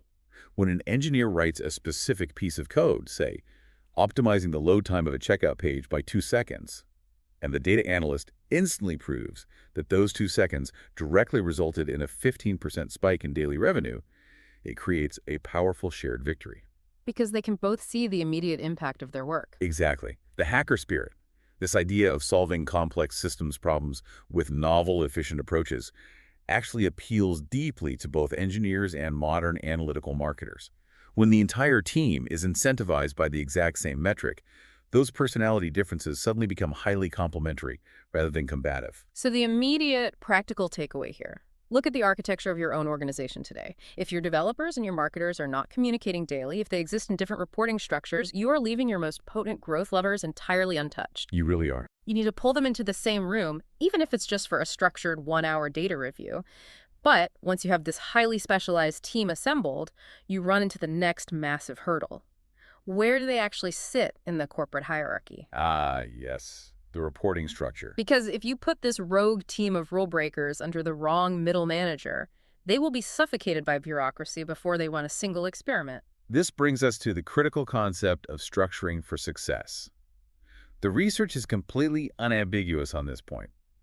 Without high-level executive sponsorship, meaning the CEO, a vice president, or a C-level a growth team is doomed. They just get crushed by the politics. Yes, they will die a slow death from turf wars. Mm-hmm. A mid-level product manager is not going to let a rogue growth team alter their roadmap unless an executive mandates it. Growth cannot be a side project or like an extracurricular activity. You need an executive champion who has the authority to force different departments to share resources and data. So where do they sit? When it comes to where the team actually resides within the org chart, we see 2 primary models that succeed: the product-led model and the independent-led model. How do those differ operationally? Well, in the product-led model, the growth team reports directly to a high-level product executive. In this scenario, they're usually hyper-focused on a very specific feature or a specific stage of the customer journey. Take Pinterest, for example. Okay. They have a growth team whose entire existence is dedicated to testing the frequency, the timing, and the content of email and push notifications. Wow, that sounds incredibly narrow. It does, but when you have hundreds of millions of users, finding a way to increase email click-through rates by a fraction of a percent translates to massive user activation. It's narrow, but it's incredibly deep. And the alternative is the independent-led model. Yes. In this model, the growth team is a standalone entity. They report directly to the C-suite, often to a dedicated VP of growth. This structure is powerful because it allows the team to roam freely across all products, all marketing channels, and all user segments. They aren't confined. No, they aren't confined to just one product line. They operate wherever the data shows the most opportunity. You know, there is a brilliant case study on the independent-led model involving Walmart, which is fascinating because when you think of scrappy, agile, growth-hacking startups, you do not think of the largest brick-and-mortar retailer on the planet. You really don't. But Walmart's leadership realized that to compete in the modern digital ecosystem, particularly against Amazon, their legacy organizational structure was a massive liability. Sure, what did they do? So they created an independent growth operation called Walmart Labs. Because they were structurally independent and had explicit backing from the very top of the company, they had the authority to do something incredibly difficult. They united siloed data from legacy point-of-sale systems in physical stores, digital marketing data, and software engineering. Which is basically a miracle in a legacy corporation. Oh, absolutely. And this cross-functional integration allowed them to build the Savings Catcher app. A customer could scan their physical receipt with their phone, and the app's software would instantly scrape competitor pricing data, match the items, and automatically refund the customer the difference if a lower price was found elsewhere. Which customers obviously love. Oh, they loved it. But building that required crossing immense departmental boundaries in a notoriously complex company. An independent growth team, shielded from standard bureaucracy, was literally the only mechanism capable of facilitating that level of complex integration. And the reason they need that executive air cover and that structural independence isn't just to build cool apps. It's because their primary cultural function is essentially to walk around the company blowing things up. Right. Specifically, they are tasked with destroying what we call company lore. The dreaded company lore. Yeah. Every company, from a 5-person startup to a Fortune 500 giant, have company lore. It's those deeply ingrained, unquestioned assumptions about what your customers supposedly want or how things should be done in your specific industry. It's the, we've always done it this way and we've always been successful, so don't touch it mentality. Company lore is arguably the greatest enemy of scalable growth. It is an assumption masquerading as a fundamental truth. The growth team's explicit job is to ensure that objective data makes the decisions, not opinions, egos, or historical precedent. Can you give an example of busting that lore? Absolutely. Let's look at the startup Qualaroo as a prime example. They offer user feedback software. Within Qualaroo, the undeniable company lore was that they absolutely could not raise their prices. The internal assumption was that they operated in a highly competitive, crowded market, and their customers were highly price sensitive. Which, to be fair, seems like a logical, safe assumption for a startup trying to gain market share. Keep prices low, undercut the competition. It sounds totally logical, but it wasn't backed by data. It was backed by fear. So the growth team, acting independently, decided to test that assumption. They ran a series of highly controlled pricing experiments and discovered something completely counterintuitive. They could raise their prices by 400%, and by doing so, they actually accelerated their growth. Okay, we have to unpack the mechanics of that, because raising prices by 400% and getting more customers defies basic supply and demand economics. How does that actually work in the real world? It comes down to the psychology of enterprise software purchasing. By keeping their price exceptionally low, Qualaroo was inadvertently signaling that their software was a lightweight, trivial tool. Oh, I see. Yeah, enterprise companies, the ones with massive budgets who need reliable, secure solutions, would look at the low price and think, well, this is too cheap. It must not be robust enough for our needs. It's similar to the concept of Veblen goods in economics, where a higher price actually increases consumer demand because the price itself is a signal of premium quality. Like buying a luxury watch. You don't want the cheap one. Exactly. So by raising the price by 400%, Qualaroo didn't just make more money per user. They completely shifted their market positioning. They attracted a brand new, highly lucrative tier of enterprise clientele who finally took the tool seriously because it was expensive. They shattered the company lore and the entire business transformed. You know, HubSpot had a remarkably similar moment of busting industry lore, didn't they? They did, and it involved one of the most stubborn pieces of lore in the entire software as a service, or SaaS, industry. What was it? At the time, the prevailing wisdom was that you absolutely cannot charge a customer a massive upfront training fee for software they just purchased. Because it scares them off. Right. The logic was that it creates a massive barrier to entry. You want onboarding to be as frictionless and cheap as possible, so they start using the tool immediately. But the growth team at HubSpot didn't trust the lore. They looked at the cohort data. And what did they find? They realized that customers who didn't receive rigorous guided training were churning, meaning they were canceling their monthly subscriptions at a terrifyingly high rate. The software was powerful, but it was complex, and untrained users were getting frustrated and leaving. So they intentionally introduced friction into the sales process. Exactly. The data proved that by forcing customers to pay a significant fee for mandatory upfront training, they achieved two things. First, the sunk cost fallacy kicked in. Because the customer paid for the training, they actually showed up and paid attention. They had skin in the game. Yes. And second, it ensured the customer truly understood how to extract value from the software. This deeply counterintuitive move led to vastly better onboarding, a dramatic reduction in churn, and ultimately helped power HubSpot's underlying economics to a highly successful IPO. They broke the golden rule of SaaS because the data demanded it. But let's look at the human reality of this, because fighting company lore sounds incredibly disruptive. I mean, if I'm a growth lead and I walk into the marketing department and tell the VP, who has been there for 10 years, that her core assumption about pricing is entirely wrong, that is going to cause massive organizational friction. Oh, absolutely. People's egos are tied to these products and these rules. How does a rogue team come in and say, you're wrong, let's change it, without getting fired? It is a delicate political tightrope, and the friction can be intense. The research highlights the story of Josh Schwartzapfel, who joined Yahoo to lead a growth team focused on their mobile products. Oh, Yahoo had a huge legacy culture. Massive. Mm. And when his team began running rapid, aggressive experiments with new messaging and notifications to promote Yahoo's apps, they slammed right into a wall of resistance from the corporate brand team. Because they were off-brand. Yeah, the brand team felt the growth team was violating the established corporate style guides and voice guidelines. The product managers were also terrified because this rogue messaging was being shown to millions of live mobile users. So how did they survive that? Well, overcoming that resistance requires building a very specific type of cross-team trust. You cannot win that argument with opinions. The growth team must prove that objective, statistically significant data is the ultimate arbiter of truth.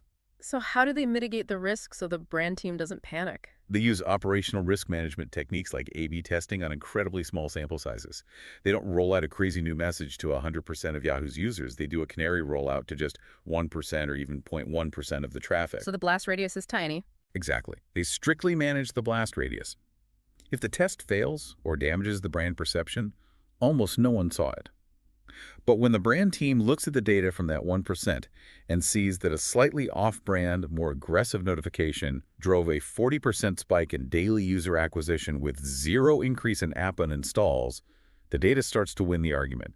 The ego dissolves in the face of undeniable metrics. So if you are listening to this and wondering where to start, identify just one piece of company lore that you and your colleagues accept as an undeniable, absolute truth. Just pick one. Yeah, maybe it's our clients only open emails on Tuesday mornings, or we can never put a pop-up on the checkout page because it causes friction. Design a microscopic, low-risk experiment to test if that assumption is actually mathematically true. You might find your most powerful growth lever hidden right behind a false assumption. It happens all the time. Okay, so the architecture is in place. The heist crew is assembled, they have executive air cover, and they are fully prepared to break the rules and challenge the lore. But how do they know what to optimize? If you just start breaking rules and running tests randomly, you aren't hacking growth, you are just inducing chaos. They need a map. That map is what the growth hacking discipline calls the fundamental growth equation. Okay, break that down for us. This isn't a generic business metric. It is a highly customized mathematical formula that represents the specific core levers driving your unique business model. It is completely different for every single product or company. You have to diagram exactly how you acquire and retain value before you start rapid-fire testing. Otherwise, you might optimize a metric that creates a temporary spike, but ultimately sputters out and damages the business. I want to make this highly concrete because when people hear mathematical equation, it sounds like we need to pull out calculus textbooks, but it's actually just a logical step-by-step breakdown of how a user flows through your specific ecosystem and generates revenue. Precisely. Let's look at a traditional subscription digital business, like Inman News, which provides information for real estate professionals. Their fundamental growth equation is relatively straightforward and linear. Walk us through it. It starts at the top of the funnel, the number of total website visitors. You multiply that by the percentage of visitors who convert into free email subscribers. You multiply that by the percentage of email subscribers who click a link to start a paid trial. And finally, you multiply that by the percentage of trial users who complete the trial and retain their active paying subscription. So it's website traffic times email conversion rate times trial start rate times retention rate equals total revenue growth. Yes.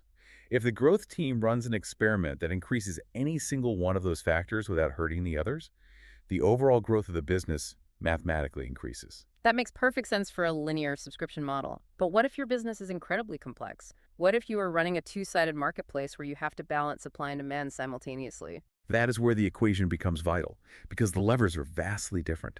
Let's look at Uber. Uber cannot just focus on getting more people to download the app. Right, because if there's no cars, the app is useless. Exactly. Their equation relies heavily on balancing the physical reality of the number of drivers with the number of riders in highly specific, hyper-local geographic areas at specific times of day. That is a wildly complex equation. It is. If Uber runs a massive marketing campaign and acquires too many new riders in a city, but they don't have enough drivers on the road, the algorithmic wait times skyrocket. Yeah. The riders get frustrated by a 30-minute wait, and they delete the app. And the reverse is true, too. Exactly. If they incentivize too many drivers to get on the road, but there aren't enough riders, the drivers sit idle, make zero money, and they quit the platform. So Uber's growth levers are about liquidity, the exact ratio of supply to demand. A growth team at Uber isn't just A/B testing button colors. They are experimenting with dynamic pricing models and driver incentive bonuses to perfectly balance that specific mathematical equation in real time. Okay, so you diagram your business and you figure out your equation. But whether you are a newsletter or a global ride-sharing network, that equation still has a lot of moving parts.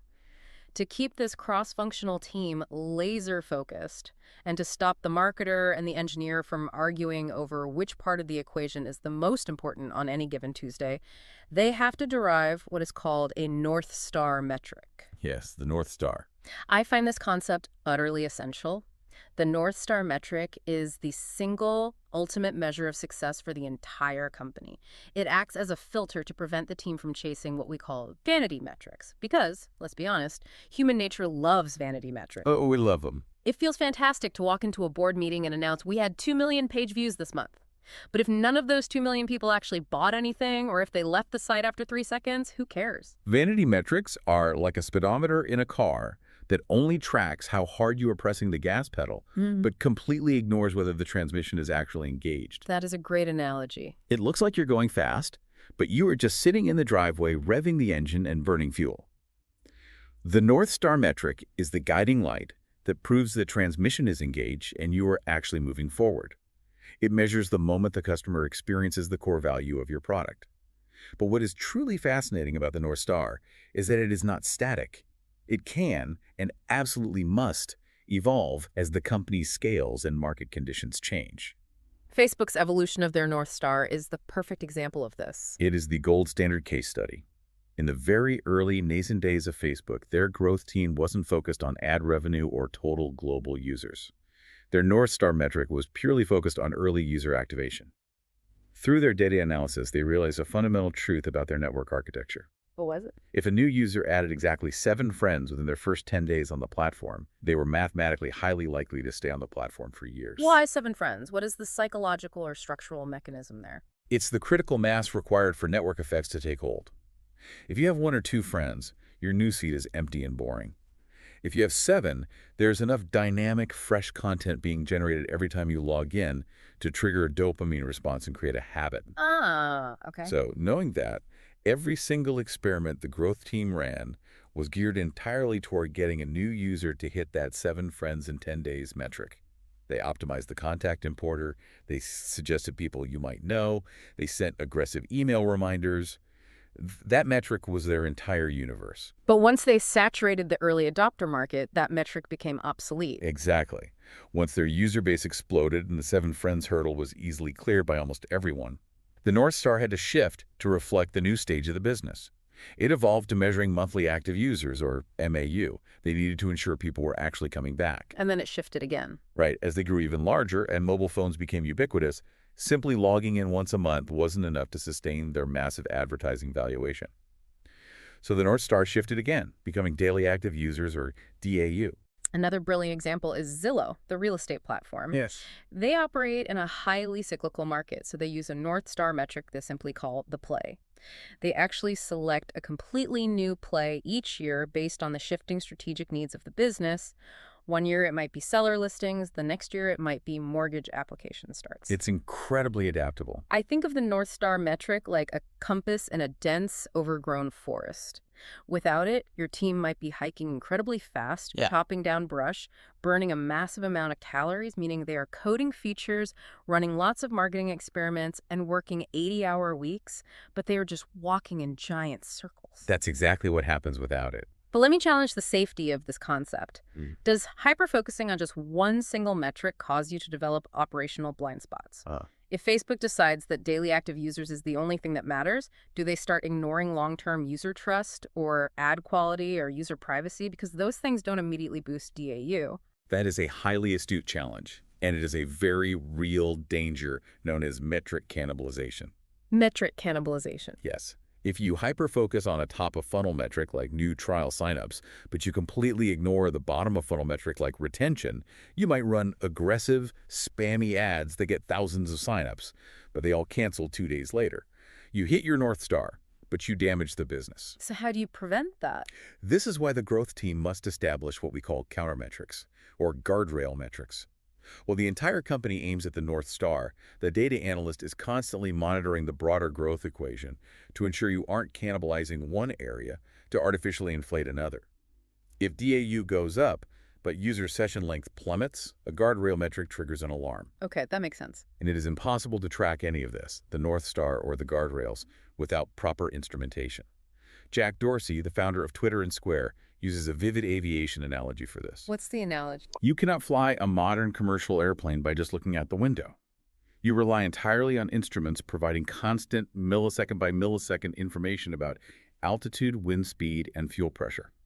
If a growth team doesn't have their data pipelines, their event tracking, their databases, their analytics dashboard set up correctly, they are flying blind in a storm. Let's get into the mechanics of that instrumentation. Once you have the data flowing properly, you can perform what is known as cohort analysis.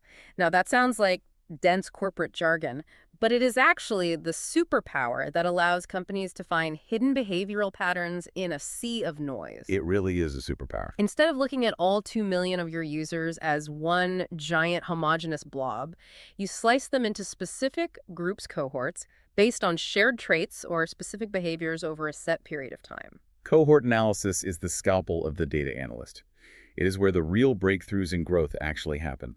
The research shares a foundational story about Twitter that perfectly illustrates this. Oh, the Twitter story is amazing. It is. In Twitter's early days, they didn't have an acquisition problem. They were getting massive press and plenty of new users were signing up. But they had a catastrophic retention problem. People would create an account, look around, get confused by the platform, and abandon it within 48 hours. It just wasn't clicking for them. Right, because Twitter is weird if you don't know how to use it. Exactly. The growth team, led at the time by Josh Ellman, knew they couldn't just look at the total number of users. They dove into the database and started breaking the users into behavioral cohorts. They analyzed users who stayed for a month versus users who left after a day. They look at how many times they tweeted, how many lists they made, and how many people they followed. Just digging into the specific behaviors. And through this exhaustive cohort analysis, they discovered a magic number. They found a profound correlation. Any user who followed at least 30 other accounts during their initial onboarding phase almost invariably became a lifelong, highly active Twitter user. 30, not 20, not 50. The data isolated the number 30. How do you even separate that signal from the noise? By running complex regression analyses on the cohorts, they noticed that if a user followed 10 people, retention was low. At 20, it crept up. But right at 30, the retention graph spiked exponentially and flatlined at the top. So what's the logic there? Mechanically, what was happening was that at 30 follows, the user's timeline finally achieved enough velocity and diversity of content to become a dynamic, continuously updating feed of information. It crossed the threshold from a static web page to a real-time news feed. And once they knew that, it completely dictated their product roadmap. Entirely. That single data point, discovered solely through cohort analysis, fundamentally changed Twitter's entire onboarding architecture. Prior to this, you signed up and were greeted with a blank screen. After this discovery, they aggressively forced new users to follow people. I remember that change. Yeah, during the sign-up flow, they would suggest celebrities, news outlets, and friends, physically pushing the user toward that magical number of 30 before they even saw their timeline. They engineered the aha moment. That is the ultimate triumph of data over intuition. Nobody sitting in a brainstorming session would have randomly guessed, we need them to follow exactly 30 people. Never. So, your practical takeaway for this section. Write down your business's fundamental growth equation today. Diagram how a stranger actually becomes a retained, paying customer. Then, ruthlessly cut away the noise until you identify the one North Star metric that truly defines whether your customers are experiencing the core value of your product. If your goal is generating paid newsletter subscriptions, stop obsessing over how many Instagram likes you get. Amen to that. Okay, let's connect the dots. The cross-functional team is built. They have shattered the company lore, they have mapped their growth equation, and they have their North Star compass glowing brightly. Now they actually have to execute. Having a map doesn't move the car.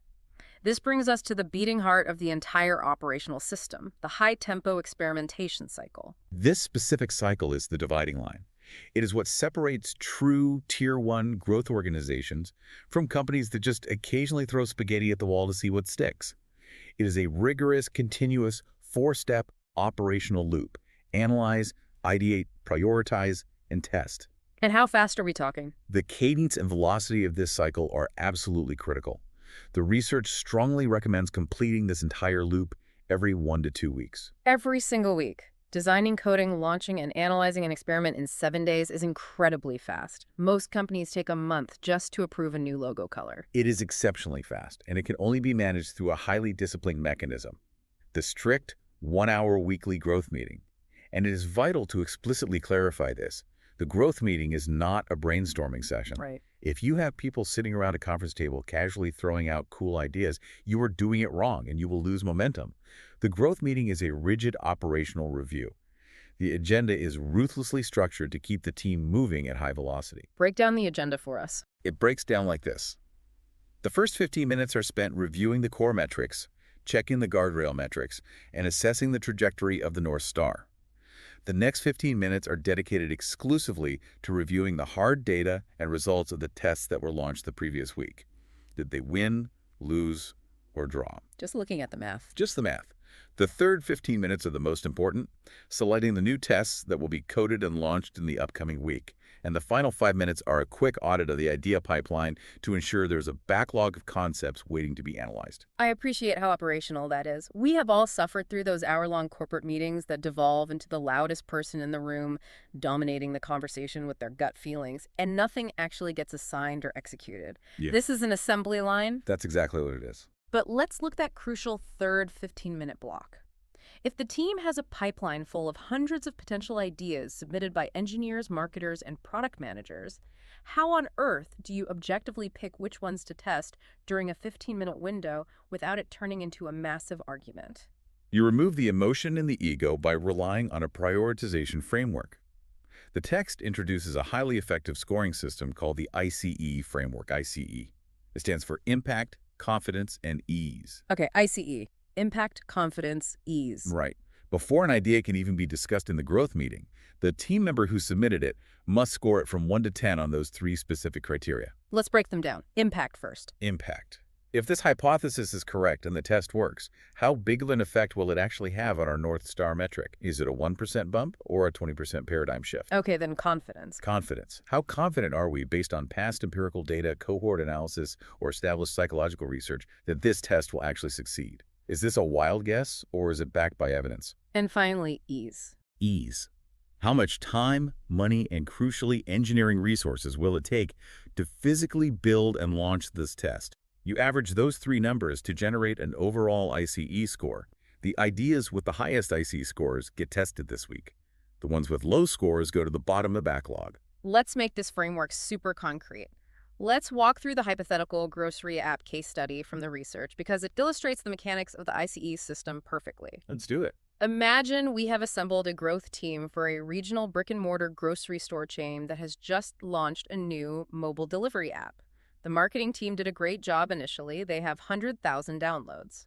But their North Star metric, which they've defined as revenue per monthly active shopper, is sluggish. People download the app, open it once, look at the prices, and never actually order groceries. So the team enters the ideate phase of the cycle. They look at the data and come up with 3 potential growth hacks to increase that initial conversion. Idea 1, pitched by marketing. Offer a $10 promo code specifically for first-time shoppers to incentivize that first purchase. Idea 2, pitched by the UX designer. Redesign the home screen to make the free delivery on orders over $50 threshold much more visible, because right now it's buried in the settings menu. And idea 3, pitched by the engineering team. Build a highly complex, machine learning-driven, smart shopping list feature that remembers past purchases from their physical loyalty cards and automatically predicts what they need to buy this week. Now, in a vacuum, all 3 of those sound like excellent ideas. A traditional marketing team might just argue for 3 weeks about which one is the best representation of the brand. But this is a growth team. They use the ICE framework. Let's look at how the math makes the decision. Let's evaluate the engineer's smart shopping list feature first. Okay, the team might rate its impact a 4 because it's a cool feature, but it might not convince someone who is hesitant about app delivery to take the plunge. Confidence might be an 8 because data shows personalization usually helps retention, but its ease is a 2. Because it's a nightmare to build. Exactly. Building a machine learning algorithm that connects legacy physical store data to a new mobile app requires massive back-end engineering, data sanitation, and months of coding. It is a massive heavy lift. The average ICE score is pretty low. Now look at the $10 promo code. Impact is a 7. Free money usually drives action. Confidence is a 4. Maybe they just take the $10 and never come back. But ease is a 9. It takes almost zero engineering bandwidth. A marketer can generate a discount code in Shopify or the backend system in 5 minutes and email it out to the user base this afternoon. Exactly. And the free delivery UI highlight is similar. Impact 6, Confidence 7, Ease 6. It requires a designer to tweak a banner and an engineer to push a small UI update. So during that strict 15-minute selection window, there is no debate. The math dictates the operational reality. The $10 promo and the free delivery UI tweak have much higher overall IC scores because they score incredibly high on ease. They can be implemented immediately. Right, they win the week. The complex shopping list isn't discarded, but it gets put on the long-term product roadmap. They run the promo test that same week, and boom, they find it instantly boosts first-time shopper conversion by 15%, generating hundreds of thousands of dollars in new measurable revenue within days. And that highlights the entire philosophy of high-tempo testing. By prioritizing ease, the team gets tangible wins on the board quickly. This builds internal momentum, generates immediate cash flow, and provides fresh data, rather than waiting 6 months in a silo to build a complex machine learning feature that they aren't even mathematically sure will change user behavior. But I have to challenge this high-tempo aspect, particularly from an engineering and risk management perspective. The research quotes Facebook's VP of Growth saying that if you push new code every single week and your competitor only pushes code every 2 weeks, you learn 10x faster and you will inevitably win the market. It's true. But moving at breakneck speed means you are skipping extensive quality assurance testing. Doesn't that mean you are inevitably going to break things? If I'm the CEO of a company, I am terrified of a rogue cross-functional team crashing my website's checkout page every Tuesday because they wanted to test a new button color. Your fear is entirely justified, and any engineer listening to this is nodding in agreement right now. When you increase deployment velocity, things will inevitably break. The research validates this reality. It shares a cautionary tale about Lauren Schaefer, who was the growth lead for IBM's Bluemix team. Oh, no. Yeah. In the process of running rapid, high-tempo experiments, she launched a test that had a catastrophic coding error, and it completely crippled the product's live homepage. For a massive, publicly traded enterprise like IBM, a downed homepage is a highly visible, incredibly expensive failure. Ouch. In a traditional corporate culture, taking down the IBM homepage is a resume-generating event. You are packing up your desk. It absolutely could have been. But this loops back to our very first point about why executive air cover is mandatory. Her boss was a staunch, educated supporter of the growth hacking methodology. He understood the fundamental trade-off. Occasional, manageable failure is the necessary tax you pay for rapid learning and accelerated growth. So she didn't get fired. No, she didn't. Now, they didn't just shrug it off either. They fixed the homepage immediately, conducted a blameless post-mortem to learn from the stumble, and improved their testing protocols. To manage this blast radius, sophisticated teams employ techniques like feature flagging, where they can instantly toggle a broken test off without rolling back the entire website codebase. But I assume they don't recommend running 20 tests a week on day one. Definitely not. The text offers a crucial warning for teams just starting out. You should not start by running 20 tests a week. You have to build the operational muscle slowly. Start by running just 1 or 2 tests a month. Figure out your data pipelines, get the team comfortable with the ICE scoring mechanics, ensure your guardrail metrics are functioning, and then you begin to sprint.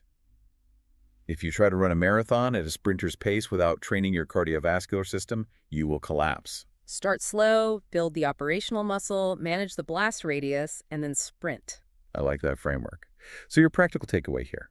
Take a hard look at your calendar. Stop having endless, unstructured brainstorming meetings where the most extroverted person wins the argument. Implement a strict, 1-hour weekly growth meeting focused exclusively on reviewing hard data and greenlighting experiments that have been rigorously scored using the objective ICE framework. That will change your business overnight. Now, here is where the narrative takes a really fascinating, almost paradoxical turn. Let's say you do everything right. You've built the cross-functional team, busted the company lore, found your North Star, and you are running high-tempo experiments every week. Success starts pouring in. The graphs are all going up and to the right. Revenue is climbing. The dream scenario. Right. But ironically, that exact moment of success is what puts your company in the greatest danger of collapsing. This is one of the most counterintuitive yet fundamentally crucial lessons in the entire science of growth. It is the phenomenon known as the growth stall. It happens to almost every single company that achieves initial product market fit, from scrappy agile startups to established legacy giants. The research cites a comprehensive Harvard Business Review study, noting that an astonishing 87% of companies experience a period where their rapid growth dramatically suddenly slows down. 87%. Yeah, and this stall often destroys immense market value and investor confidence.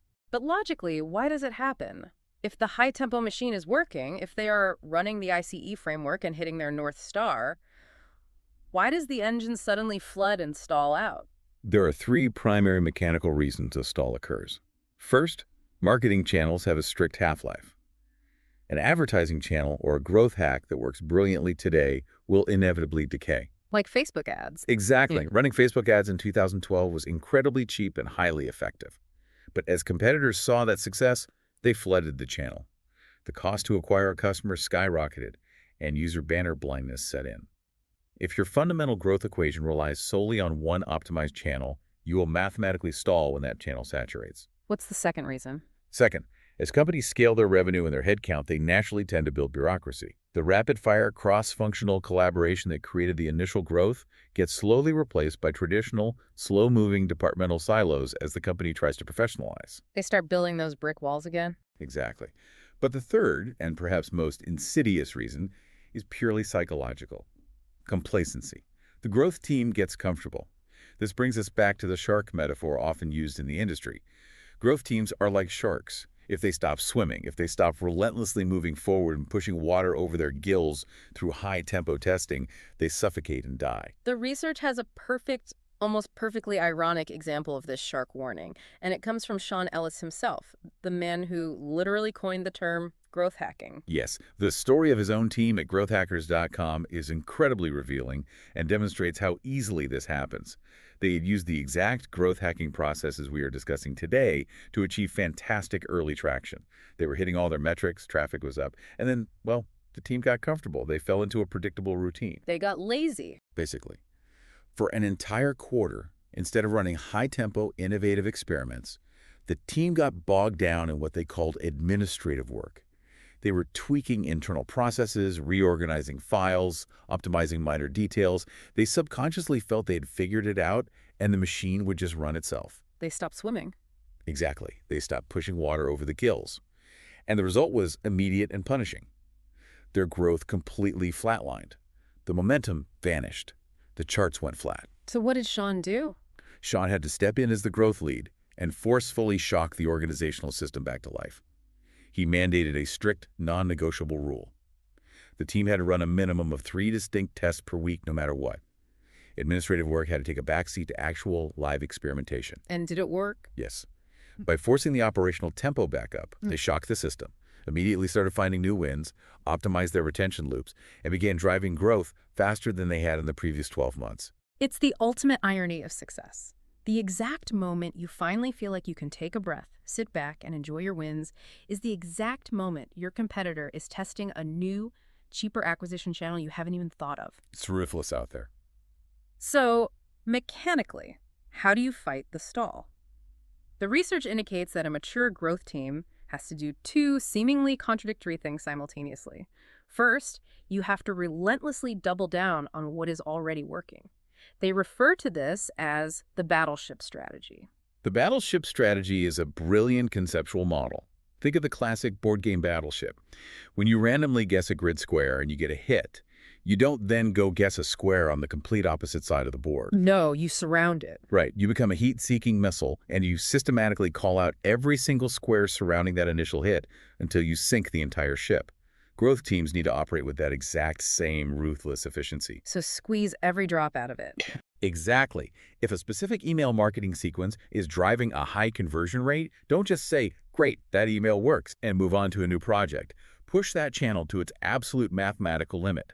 Run A/B tests on the subject lines. Test the send times by the hour. Segment the audience by geography. Tweak the color of the call to action button. Extract every single drop of structural value from that winning channel before you declare it optimized and abandon it. Okay, so that is optimizing the known variables. You are squeezing the sponge dry. But the second thing you have to do to fight a growth stall is entirely different. You have to take what the industry calls moonshots. You cannot just rely on incremental A/B testing like changing a button from green to blue to get a 0.5% lift if you want to double the size of the company. You must take massive, innovative structural leaps. Incremental optimization will always eventually hit a mathematical ceiling. To achieve breakout growth again after a stall, you have to risk bigger bets. The research provides two spectacular examples of structural moonshots. Look at Uber again. Okay, what did Uber do? They had massively optimized their variable, algorithm-driven surge pricing model. They had squeezed the sponge. But as a moonshot, to break into a new demographic, they decided to test a radical flat-fee pricing model in certain key markets. Now, that isn't a simple button tweak or a new ad campaign. That is fundamentally altering the core economic mechanic of the entire business to see if it unlocks a completely new tier of user behavior. It was a massive risk. And the second example? Look at Pinterest. They had a team dedicated to sending push notifications to bring users back to the app. Instead of just A/B testing different headlines written by human copywriters, which is the battleship strategy, they took a moonshot.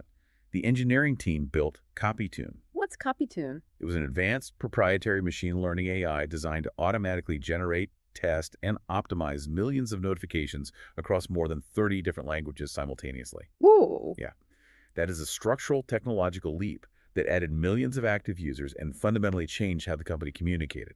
But let me push back on this, because take a moonshot. Sounds great in a textbook. But the operational reality is exhausting. How do you actually come up with a moonshot idea when your cross-functional team has been grinding for 2 years, the ICE pipeline is dry, and you feel like you have literally tried every combination of features and marketing channels possible? If I'm sitting in that weekly growth meeting and everyone is staring at a blank whiteboard, what is the actual mechanism to generate a moonshot? That is the exact moment when you must democratize the ideation process. When the core team is intellectually tapped out, you break down the walls even further. The research strongly suggests opening the idea pipeline to the entire company. You mean asking people outside the growth team? Yes. The sales representative who is on the phone with angry customers 8 hours a day might have a massive, groundbreaking insight about a specific customer pain point that the back-end engineers have never even considered. You can even open the pipeline to external sources. Oh yeah. Microsoft's principal growth hacking lead has a standard practice of regularly bringing together people from entirely different, unrelated divisions within Microsoft to cross-pollinate ideas. Sean Ellis did this at Growth Hackers. When their pipeline stalled, he invited board members, outside technical advisors, and even their own community power users to submit ideas directly into their project management software. A completely fresh, outside perspective, unburdened by company lore, is often the most potent antidote to a dry-go pipeline. So your final practical takeaway to ensure you avoid the dreaded growth stall, look back at your calendar for the past month. Are you spending more time managing the business, sitting in status update meetings, and doing administrative busy work than you are actively experimenting on the product? If so, you are standing on the edge of a stall. You need to immediately mandate a testing tempo, and you need to deliberately dedicate roughly 20% of your engineering and marketing bandwidth to wild moonshot ideas that terrify you just a little bit. It's the only way to survive in the long run. Okay, let's step back from the specific mechanics, the ICE frameworks, the cohorts, the equations, and weave this entire narrative together. What we have deeply explored today is that true, sustained breakout success, the kind of growth that builds billion-dollar unicorns and revolutionizes industries, is almost never about finding one magical silver bullet. Right. It's not about discovering a secret backdoor hack on a social media platform before anyone else does. Those anomalies happen, but they are incredibly rare and mathematically unsustainable. What we're really talking about is adopting a fundamental operational philosophy. Exactly. It is the result of taking the rigorous, unforgiving scientific method, pairing it with radical cross-functional human collaboration, and compounding small data-driven wins week after week, month after month, until they create an unstoppable, self-sustaining machine. The soul of this entire deep dive, the core truth of this research is that rapid growth is not a lucky accident. It is a highly engineered reality. You have to tear down the corporate silos, find your true North Star, operationalize your pesting with the ICE framework, and never ever stop swimming. It really requires a profound shift in corporate mindset. You have to move away from viewing marketing as a singular event, or like a launch campaign, to viewing growth as a continuous iterative system. The companies that ultimately win their markets are the ones that realize their product development and their distribution channels are not two separate things. They are inextricably linked, and they must be engineered together from day one. Now that you have the ultimate cross-functional growth team assembled, your silos smashed into pieces, and your North Star metric glowing brightly to guide your way, you are faced with the next, perhaps most daunting operational question of all. Ooh, this is the big one. How do you actually convince that very first stranger on the internet to stop scrolling, pay attention, and care about your product? Next time, we are going to dive deeply into the specific psychological triggers, the behavioral economics, and the acquisition mechanics that turn complete skeptical strangers into lifelong fanatic customers. Stay curious, start looking for ways to tear down those silos in your own work today, and we'll see you on the next deep dive. So, picture the scene. It's 2005. Yeah. You are standing in this cramped, probably overly air-conditioned conference room at a fledgling, highly secretive social media startup in Silicon Valley. Right, the classic startup garage vibe, but in a conference room. Exactly. And at the head of the table is this young, wildly ambitious digital marketer named Noah Kagan. Employee number 30, I think. Yeah, employee 30. And he has spent weeks, I mean literally weeks, meticulously putting together a pitch. And this wasn't just, a standard slide deck. No, not at all. This is a brilliant, thoroughly researched strategy to generate actual sustainable revenue for the company. He's got the numbers, he's got market projections. The whole 9 yards. Right. He is laying out a vision for how this startup can finally start putting actual cash in the bank. And sitting right across from him, listening to all of this, is the founder, a guy named Mark Zuckerberg.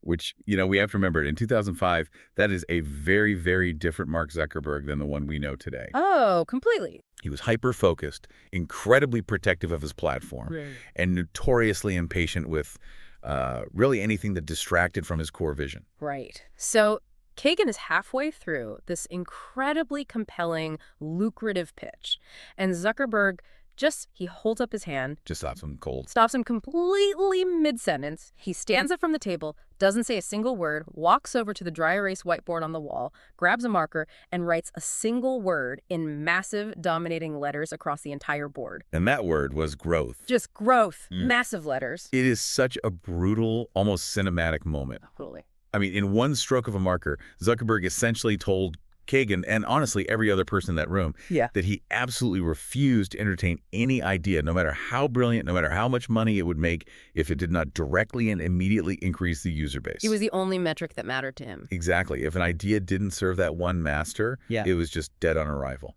And looking back at that moment, it brings up a really fascinating tension.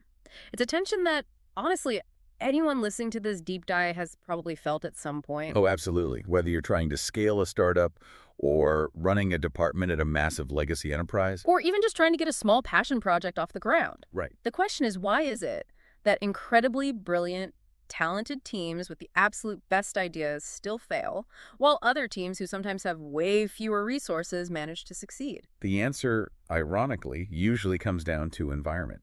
How so? Well, you can engineer the most ingenious growth strategy in the world, right? You can have the smartest people in the room. Yeah. But if the organizational chart of your company is set up to block that strategy, it's going to die. So the corporate structure itself becomes the bad guy. Exactly. It becomes the antagonist. And that is the core of what we are unpacking today. We're looking at the absolute non-negotiable necessity of having massive executive backing for your initiatives.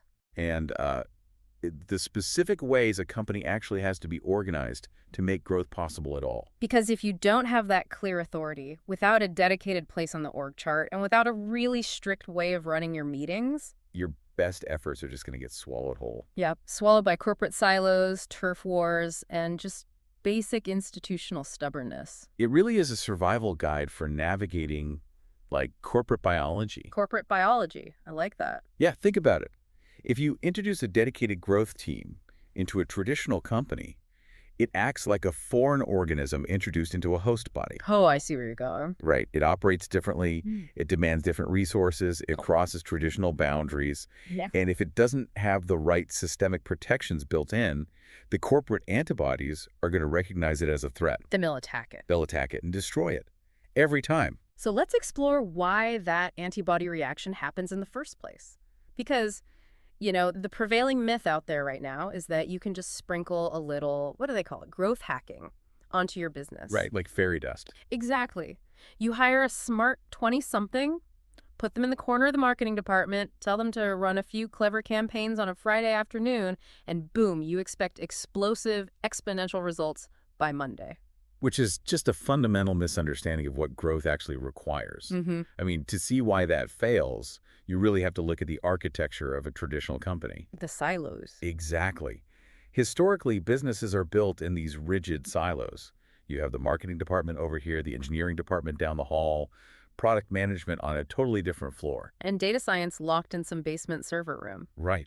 They are entirely separate kingdoms. And they all have completely different mandates. Completely. For anyone who hasn't worked in that kind of rigid corporate structure, let's break down how isolated these groups really are. Let's take marketing, for example. Okay, marketing. In a traditional setup, marketing owns what we call the top of the funnel. For those unfamiliar, imagine a literal funnel. The very wide top is simply awareness. Just getting eyeballs. Right, getting as many people as possible to visit your website or download your app. That is marketing's whole world. Yeah, their job is just to get people through the front door. But once the customer is inside the store, so to speak, marketing loses visibility. They hand off the baton. Exactly.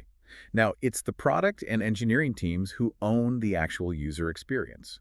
They are the ones building the shelves, designing the cash registers, deciding what features the app actually has. And here's the critical friction point, right? These departments operate on completely divergent timelines. Timelines and incentives, yeah. Right, so marketing might want to launch a flashy promotional campaign tomorrow. Because they need to hit a quarterly lead goal. Exactly. But engineering is working on this rigid 6-month product roadmap that was finalized 3 quarters ago. They aren't even speaking the same language.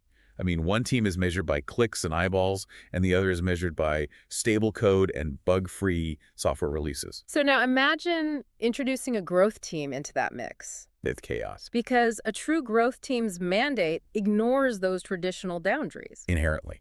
By definition. To actually grow a user base, they might need to analyze deep user data, which belongs to data science. Right. And then based on that data, they might realize the sign-up process is just too complicated, so they need to rewrite the code to change the user experience. Which belongs to engineering and product. Exactly. Yeah. And then they need to align all of that with a new ad campaign, which belongs to marketing. So a growth team basically has to step on everyone's toes. They have to. They are breaking the established rules of who owns what piece of the customer journey. And human nature being what it is, people get incredibly defensive about their territory. Oh, absolutely. Like, if someone from a newly formed growth team walks over to the lead engineer and says, hey, we need to completely change the layout of the app you just spent a year building because our data says it converts better.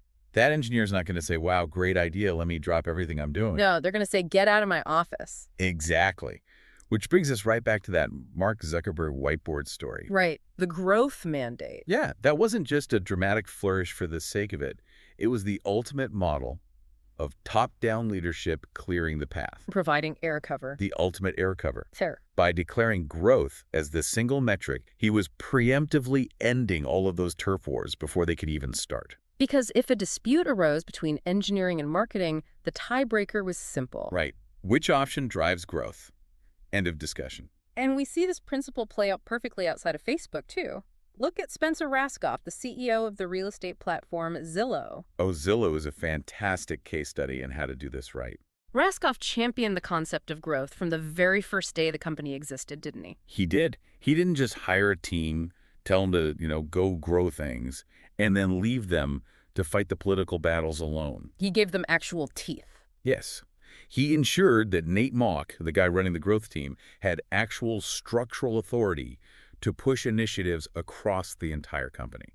That is the crucial difference right there. When Mock's growth team discovered an opportunity, let's say they needed dedicated engineering hours to tweak how a property listing looked on mobile, to improve user retention. We could actually do it. Right. They didn't have to spend 6 weeks lobbying the head of product, taking them out to fancy lunches, and begging for a favor. Because the CEO had already made the rules of engagement crystal clear to the entire C-suite, the growth team has the right of way. Without that clear, forceful commitment from the very top of the food chain, Mon's team would have just drowned in bureaucracy. They would have spent 90% of their time negotiating permission and maybe 10% of their time actually testing ideas. So, if you are listening to this and building a team right now, the lesson here is stark. Very stark. Whether you are at a scrappy 10-person startup or a massive legacy enterprise, your growth team must report directly to the CEO, a VP of growth, or a high-level executive who possesses enough political capital to shield the team from internal friction. They need a sponsor who can walk into a crowded room and say, I am authorizing this cross-functional work.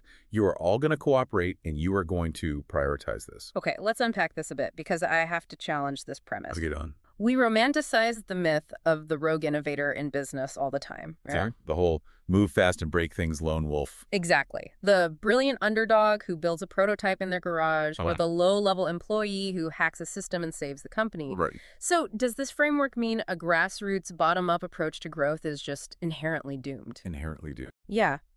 Say you have an incredibly ambitious mid-level marketing manager who has a genuinely brilliant idea for a growth hack.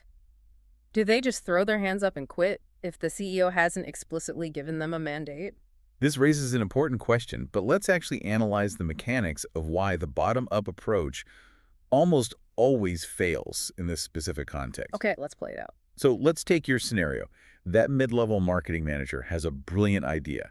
They've looked at the data, they've crunched the numbers, and they realize that if they change the color and placement of the sign-up button on the mobile app and maybe rewrite the welcome email, user retention will skyrocket. Sounds great. Easy win. In theory. But what actually happens? The reality check. Right.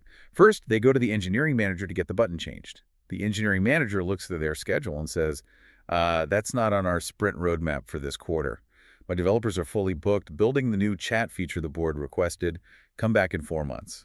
So they hit a wall. A massive wall. But let's say they are incredibly persuasive and somehow convince an engineer to do it under the radar. A little rogue side project. Exactly. Next, they go to the brand team to get the new welcome email approved. The brand team reviews it and says, well, this copy is too aggressive. It violates our strict corporate style guide and tone of voice. We veto this. Because the brand team's incentive is consistency and risk mitigation, not necessarily raw growth. Precisely.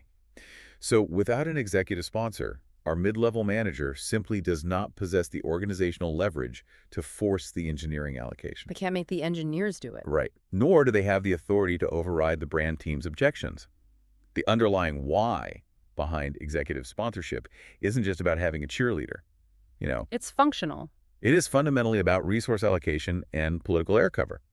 You need someone with the power to reallocate engineering hours on the fly and absorb the political blowback when other departments complain. That makes the mechanism so much clearer.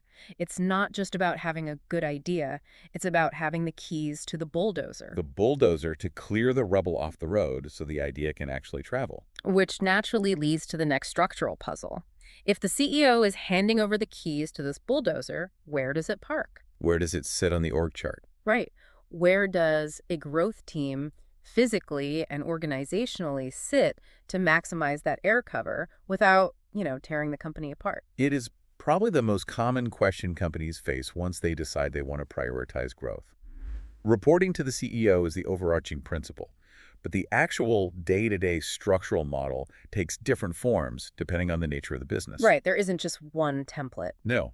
In fact, researchers Andrew McGinnis and Daisuke Miyoshi actually conducted a massive survey of Silicon Valley firms to crack this exact code. What did they find? They analyzed how the most successful tech companies were structuring their teams, and they identified two distinct, highly successful models. The first is the functional model, often called the product-led model, and the second is the independent-led model. Let's pull those apart, starting with the product-led model.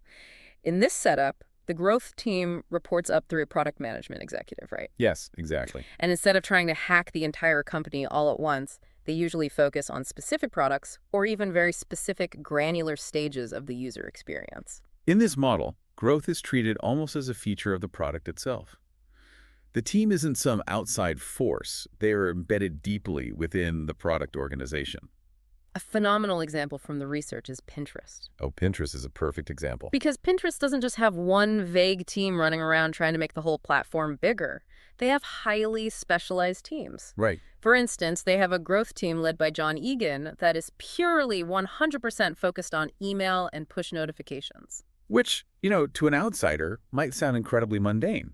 I mean, why dedicate top-tier tech talent purely to sending emails? Because at Pinterest scale, a 1% improvement in how many people click a push notification equals millions of active users. A massive, massive lever. Right.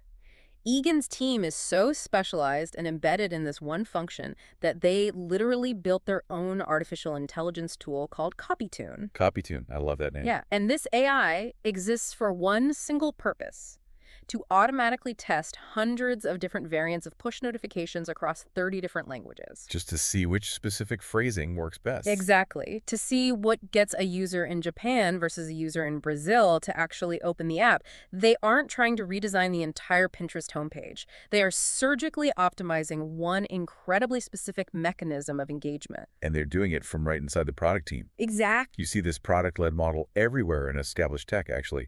LinkedIn, Twitter, Dropbox, they all utilize this embedded approach. Why does it work so well for them? It works beautifully for them because they're at a scale where they need deep, specialized optimization rather than, wholesale reinvention. That makes sense. But that brings us to the second structure, the independent-led model. Right. This is the standalone team. They aren't living under the VP of product, and they aren't hiding in the marketing department. Nope.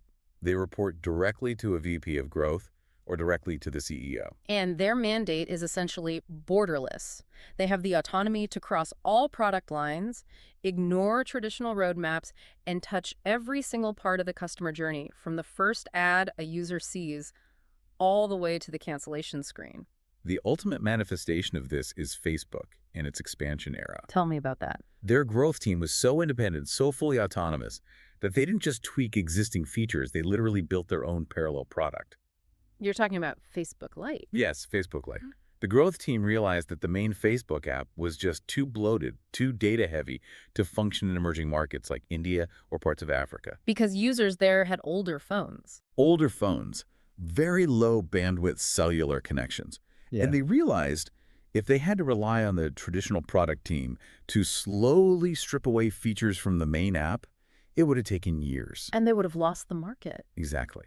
Because they were an independent unit, they had the authority and the dedicated engineering resources to just build Facebook Lite, a stripped-down, lightning-fast version of the app completely on their own. It's an incredible flex of organizational power, honestly. It really is. But we don't just see this in Silicon Valley software companies. Look at Walmart. Oh, the Walmart example is wild. Right. You cannot find a more massive legacy traditional retailer than Walmart. But when they realized they were losing the digital commerce war, what did they do? They went shopping. They acquired a nimble tech startup called Cosmix. But they didn't just absorb those employees into the standard Walmart corporate structure. Because that would have killed them. Right. They specifically kept them separate to create an independent, standalone digital growth hub called @Walmart Labs. Which was so smart. Walmart's leadership had the self-awareness to recognize that if they put that new, highly experimental digital team under the authority of their traditional retail management. Managers who spent their entire careers optimizing physical shelf space and warehouse logistics. Exactly. That traditional mindset would just suffocate the digital innovation. It needed a protective bubble. It needed to be independent to survive the culture clash. So bringing this back to you, the listener, if you are trying to decide how to structure your own team, you have to match the model to your company's life stage and culture. Yep, stage and culture dictate everything. If you are an early stage company where the territory hasn't been fiercely claimed yet, or if you are a legacy company that desperately needs a radical disruptive transformation like Walmart did, the independent model is your best bet. Give them that protective bubble. But if you are a larger, somewhat established enterprise with very rigid, complex structures already in place, the product-led model might be the way to go. It integrates much more smoothly into existing roadmaps without, triggering an immediate corporate civil war. Right. It's almost like choosing between embedding a special ops agent into every existing infantry platoon versus creating a separate standalone SEAL team with total autonomy. That's a great analogy. Yeah. And if we connect this to the bigger picture, think of it like installing a new operating system on a computer. Okay, I like this. The product-led model is like downloading a really powerful software patch. It works within the system you already have, upgrading specific apps one by one. Smooth integration. Right. But the independent model is like partitioning your hard drive and installing a completely separate experimental operating system right next to the old one. Gives you total freedom. It does. But if those two systems try to access the same files at the same time, you are going to get a crash. And that crash is coming, isn't it? Because even if you set up the structure perfectly, the friction is inevitable. Oh, 100%. You are forcing completely different disciplines to share the same sandbox. Which leads us to one of the most fascinating challenges in this whole process. How do you handle the inevitable cultural warfare? The human element. Yeah. How do you meld these totally different minds together and overcome what we call corporate lore? This is frequently the most difficult hurdle, to be honest. It's not a math problem, it's a human psychology problem. Right. When you assemble a growth team, you are intentionally bringing together marketers, software engineers, data scientists, and user experience designers into one room. A recipe for disaster sometimes. Well, by definition, you are guaranteeing conflicting perspectives. You have fundamentally different, often contradictory worldviews staring at each other across the table. Let's look at how those worldviews clash in practice. Engineers, generally speaking, are driven by technical elegance. They want to solve hard, complex architectural problems. They want the code to be clean and scalable. Right. Marketers, on the other hand, are driven by campaigns, messaging, and if we are being totally honest, sometimes vanity metrics. And for anyone not deep in the marketing world, a vanity metric is a number that looks really impressive on a chart, but doesn't actually translate to business health. Like getting 1 million views on a funny social media post. Exactly. It's a vanity metric if absolutely zero of those viewers actually buy your product. Marketers sometimes, well, they chase the hype. And then you have the designers. Designers are fiercely protective of the user experience. They view themselves as the defenders of the customer. They do. They will passionately resist anything they view as an annoying pop-up, a clunky experiment, or a garish button color that disrupts the aesthetic harmony of their interface. So you have the engineer who wants it perfectly coded, the marketer who wants it loud and attention-grabbing, and the designer who wants it subtle and beautiful. When those forces collide, the friction is almost always fueled by this concept of company lore. Lore. Yes. I love this concept. It sounds like something out of a fantasy novel, like Lord of the Rings, but it is incredibly real in business. It is. Lore is the collection of deeply entrenched, entirely unproven beliefs about what customers want or how things must be done at a specific company. We've always done it this way syndrome. Exactly, but elevated to the level of corporate mythology. It's when an assumption is repeated so many times that it becomes treated as a fundamental law of physics. There is a perfect story in the research that illustrates how damaging lore can be. Josh Schwartzapel was brought in to lead a growth team for Yahoo's mobile products. Okay, Yahoo. Keep in mind, this is Yahoo, a company with massive historical baggage. A lot of lore there. So much lore. Almost immediately, Schwartzapel's growth team ran into a brick wall of pushback from the Yahoo brand team. What was the specific point of conflict? Well, the growth team wanted to run some rapid experiments on the mobile app's messaging. They wanted to test different copywriting on the welcome screens to see what actually convinced a user to stay. Makes perfect sense for a growth team. But the brand team stepped in and completely vetoed the tests. They argued that the proposed messaging violated Yahoo's established style and voice guidelines. Ah, the sacred brand voice. Exactly. The corporate lore at Yahoo dictated that the brand voice was pristine, sacred, and absolutely could not be tampered with, even if tampering with it might yield massive data-proven growth. So the lore said, our brand voice is our value. Right, completely ignoring the possibility that the voice might actually be driving users away. We see this manifestation of lore everywhere. It's the invisible script that kills innovation. Another brilliant counterintuitive example is a company called Qualaroo. Qualaroo. They build software that allows websites to collect user feedback through little pop-up surveys, right? Yes, exactly. And for the longest time, the undisputed lore inside Qualaroo was that they absolutely, under no circumstances, could raise their subscription prices. Let me guess. The belief was that their low price was their only competitive moat. You nailed it. The lore dictated that if they charged even $1 more, they would lose their edge, competitors would swoop in, and their entire customer base would just poof cancel overnight. Was that based on any actual data? No, it wasn't based on a recent study. It was just a fear that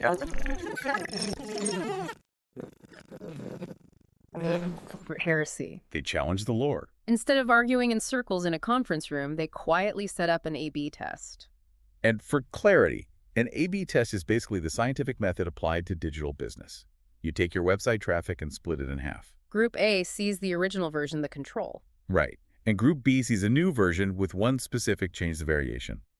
In this case, Group B saw a significantly higher price tag. And then you just see who buys more. Exactly. You let the user's actual behavior make the decision rather than internal opinions. So they run this A/B test on the pricing, relying purely on the data, and the result completely shattered the company lore. They didn't just successfully raise their prices a little bit. They were able to raise their prices by 400%. Wait, a 400% increase? Yes, a 400% increase. Wow. And the sky didn't fall. The sky stayed exactly where it was. Not only did they survive the price hike, but that higher price point actually signaled premium value to the market. Oh, that's fascinating. Yeah, they ended up attracting a completely new, vastly more lucrative tier of enterprise clients. The lore was entirely objectively wrong. The lesson here is incredibly powerful.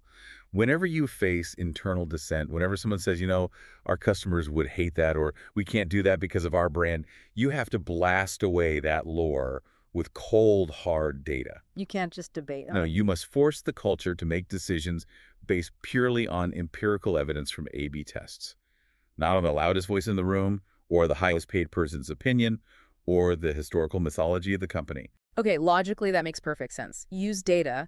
But here's where it gets really interesting, because we aren't dealing with robots. We are dealing with human beings. Right. Very emotional creatures. And human beings are not logical creatures, especially when their egos are tied to their work.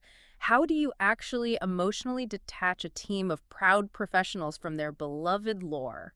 It's tough. As you said, it's basically a corporate religion. You can't just slap a spreadsheet on the table, point to a pie chart, and expect a veteran brand manager to abandon their deeply held beliefs without a fight. They'll just argue that your data is flawed. You are hitting on the hardest part of change management. You really cannot argue people out of their lore. The only way to break the spell is through undeniable success. Success is the ultimate unifier. It really is. Yeah. Think about the team at Qualero. When they saw a 400% increase in revenue from a single pricing tweak, the religion shifted instantly. Because everyone wants to be on the winning team. Exactly. When a growth team consistently uses data to generate massive, undeniable wins, the cultural incentive within the company slowly begins to mutate. Mutate how? It moves away from the traditional corporate mindset of, I need to look smart and be right in this meeting, to a new mindset of, we need to run a test to find the objective truth. That's a huge shift. Huge. The culture shifts from being ego-driven to being discovery-driven.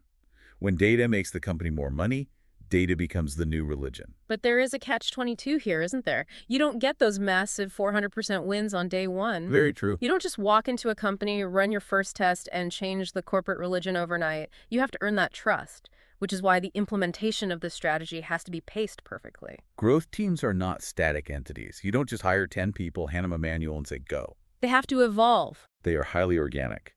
They must evolve as the company scales and as the culture adapts. If you are a leader facing a wall of initial resistance, the ultimate growth hack to actually start growth hacking your company is to start incredibly, almost frustratingly small. So do not try to rewire the entire house while the family is still eating dinner in the dining room. Precisely. If you try to overhaul the entire customer journey on your first day, the corporate antibodies will swarm you. Instead, you focus on one single product. Or even narrower. Or one specific metric within that product. Or one single tiny step of the checkout funnel. We saw this evolution play out beautifully at Pinterest, right?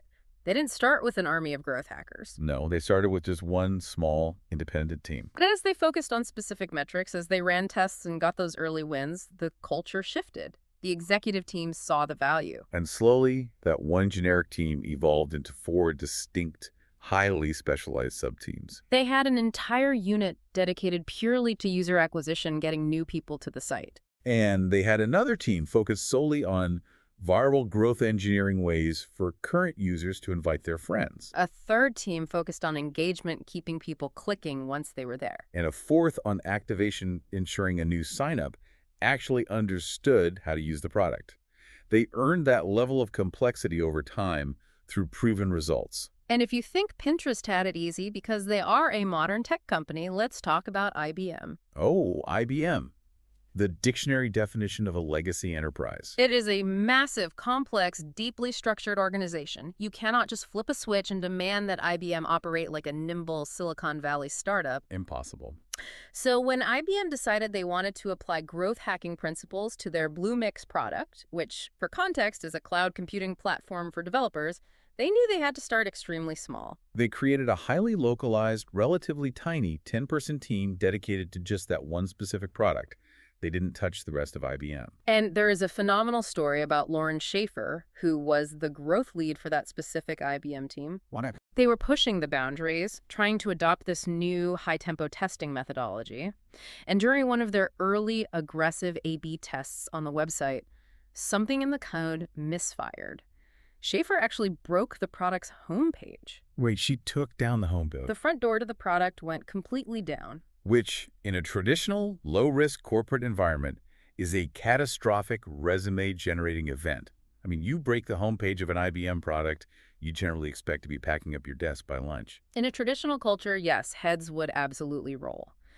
But this goes all the way back to our very first point, executive sponsorship. Ah, right, the air cover. Because Schaefer's team had explicit top-down support, and because they were operating within a defined, narrow focus, the team survived the stumble. They weren't fired. They fixed the bug. They fixed the bug, analyzed exactly why the test failed, learned from it, and kept moving.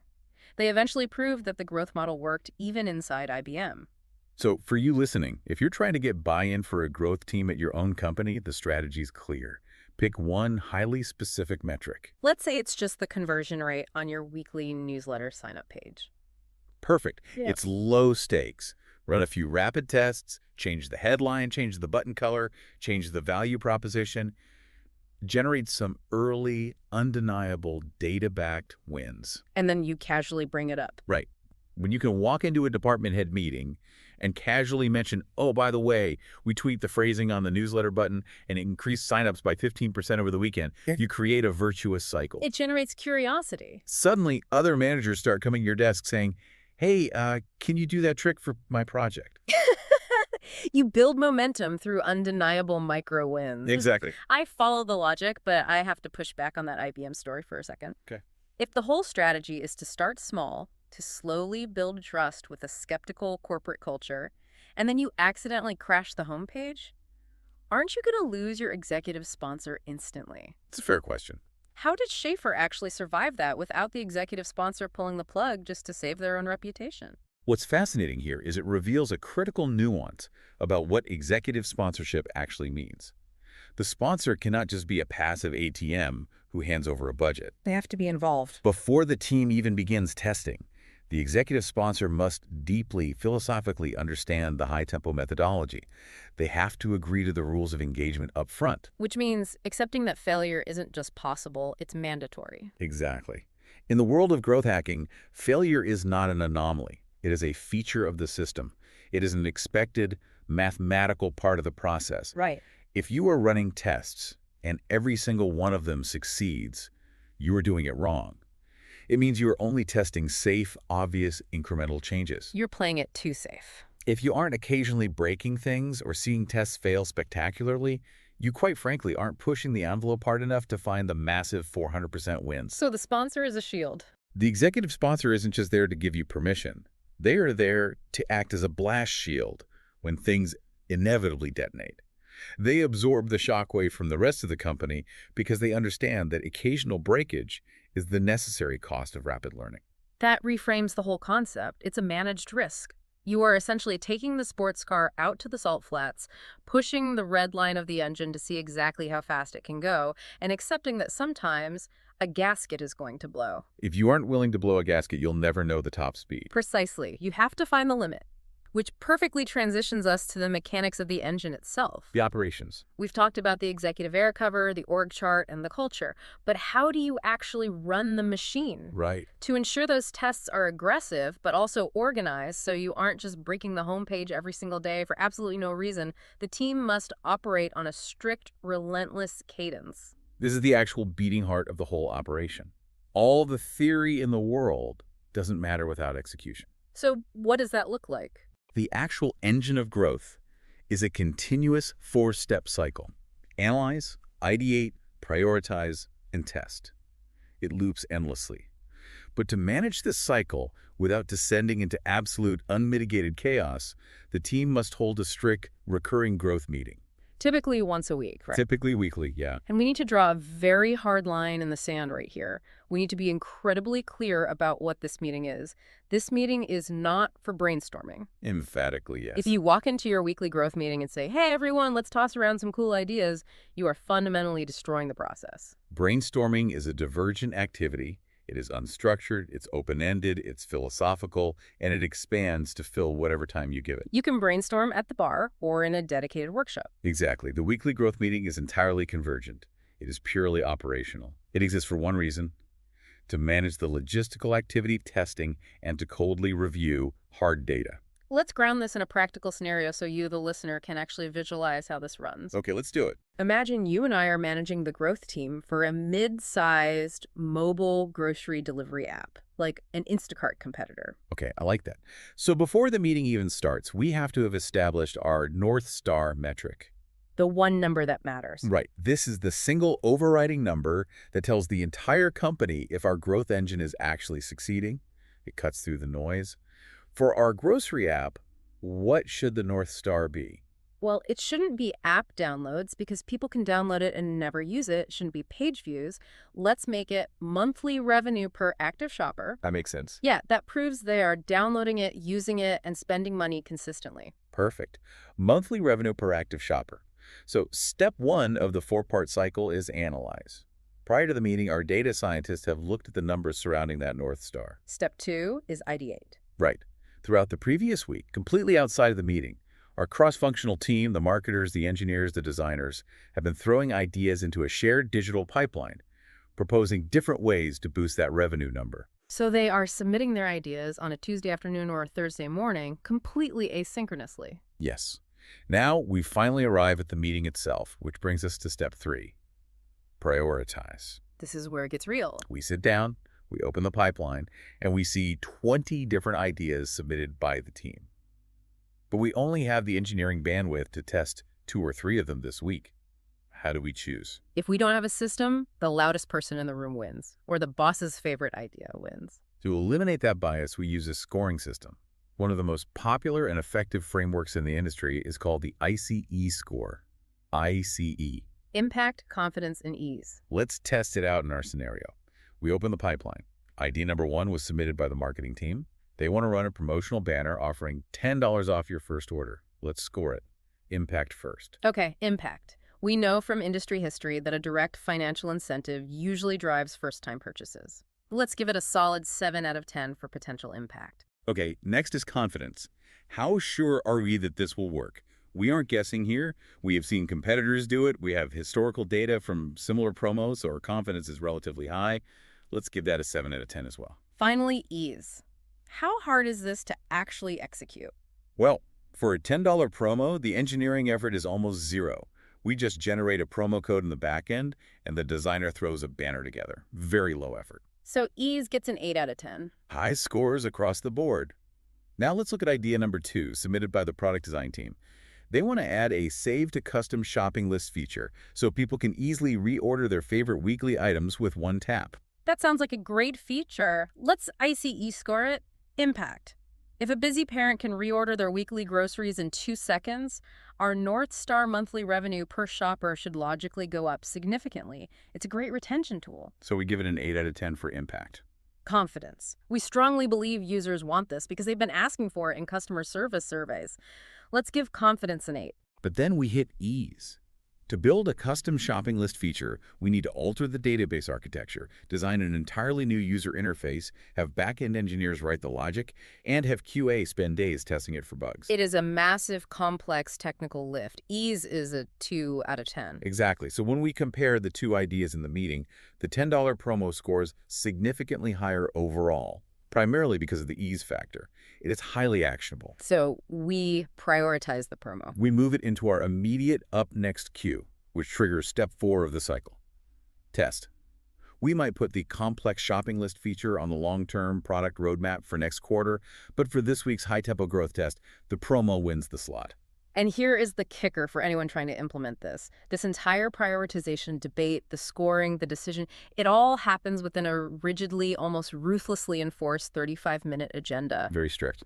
You do not sit in that room for 3 hours debating the merits of a button color. You spend exactly 15 minutes reviewing last week's test metrics and identifying positive and negative trends in the data. 15. You spend exactly 15 minutes selecting the next cycle's tests based on those objective ICE scores.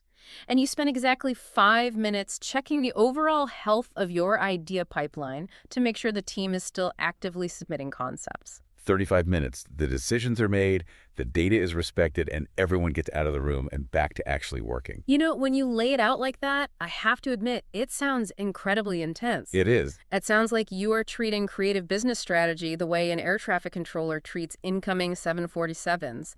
It is highly regulated, it is slotted into a mathematically specific schedule, and there is absolutely zero room for an impulsive pilot to start freestyling on the runway. I can see that. If I'm a creative marketer or a visionary product designer, this framework sounds almost anti-creative. It sounds like a straitjacket. I completely understand why it feels that way from the outside. It sounds restrictive. But this is the great paradox of high-performance teams. How so? Structure actually liberates creativity. Expand on that. Think about the mental energy of a typical, unstructured corporate team. If they don't have a rigid process for testing ideas, what do they spend their time doing? Arguing. They spend hours arguing in meetings about how they're going to test something. They argue about who has the authority to run the test. They worry about the political ramifications of stepping on another department's toes. All of that anxiety and friction consumes their cognitive bandwidth. So they are exhausted before they even run the experiment. Exactly. But if you implement this rigid framework, if the executive sponsor has already cleared the political roadblocks, and the 35-minute meeting dictates exactly how ideas are scored and selected, you completely remove all of that logistical anxiety. The rules of the game are set in stone. And because the team doesn't have to worry about the process anymore, they can focus 100% of their creative, intellectual energy purely on what to test and how to interpret the data. The structure provides a safe, predictable container for radical, unpredictable experimentation. That is a phenomenal way to look at it. You are building a sandbox with incredibly high, rigid walls, so that once the team is inside, they can go absolutely crazy and build whatever they want without fear of spilling out into the rest of the company. The container has to be rigid so the contents can be explosive. Which brings us to the ultimate synthesis of this entire discussion. If we step back and look at the whole picture, the Noah Kagan whiteboard story, the executive sponsorship, the structural org charts of Pinterest and Walmart, the destruction of company lore at Qualaroo, and the rigid discipline of the high-tempo meeting, what is the central thesis? So what's the takeaway? The single memorable insight here is that growth hacking is not a bag of clever marketing tricks. It isn't a cheat code you download. It is a fundamental, holistic operating system for a business. It is an entirely new way of running the machine. It requires the absolute marriage of two opposing forces. Top down and bottom up. Yes, you must have top-down, ruthless authority, that executive sponsor clearing the roadblocks and mandating cooperation. And you must combine that with bottom-up, empirical execution. The cross-functional team running those high-tempo tests, respecting the IC scores, and blindly following what the data tells them. Because without both halves of that equation, without the structure of the right reporting model and the disciplined cadence of the meeting, your growth hacks are nothing more than random, chaotic acts of marketing. And those random acts will inevitably be crushed by the weight of company lore, the walls of departmental silos, and the slow, grinding inertia of corporate life. You have to meticulously build the engine before you can expect to race the car. And the beauty of it is, if you build that engine correctly, it ceases to be a forced effort and becomes a self-sustaining ecosystem of constant, rapid improvement. So, as we wrap up this deep dive into the architecture of growth, I want to leave you, the listener, with a final provocative thought to mull over. We've established today that in the modern economy, every single company is essentially becoming a software company. Whether you sell groceries, real estate, or complex cloud computing. Right, you are reliant on constant iterative updates and real-time user feedback. The feedback loop is getting faster everywhere. Right. So if that premise is true, does that mean every department eventually needs to operate like a growth team? Mm, Think about human resources. Think about the supply chain division. Think about legal. that's a wild thought. If you don't build this kind of rigorous, experimental, data-driven operating system into the very DNA of your entire business, are you essentially trying to run a modern digital enterprise on an analog clock? Are you just counting down the days until a more adaptive, high-tempo competitor makes you irrelevant? It is a stark reality to face. In a market that changes daily, you either adapt your structure to iterate constantly, or you slowly sink under your own weight. But looking ahead to our next deep dive, we are going to shift gears. Now that we understand the internal mechanics of how to build and protect this team, we are going to look at how this team actually hunts. Ooh, I like that. We'll be exploring the specific tactics of how to hack user acquisition, figuring out how to fuel the very top of your funnel and attract massive numbers of users without spending an absolute fortune on traditional expensive advertising campaigns. It's going to be incredibly tactical, and you absolutely won't want to miss it. Until next time, keep testing, keep pushing, and let the data decide. What you just listened was the beginning of a full audio, way longer, explaining every single chapter of the book. If you would like to keep listening to the end and access to the full audio, you can access it with the link down below in the description and in the pinned comment.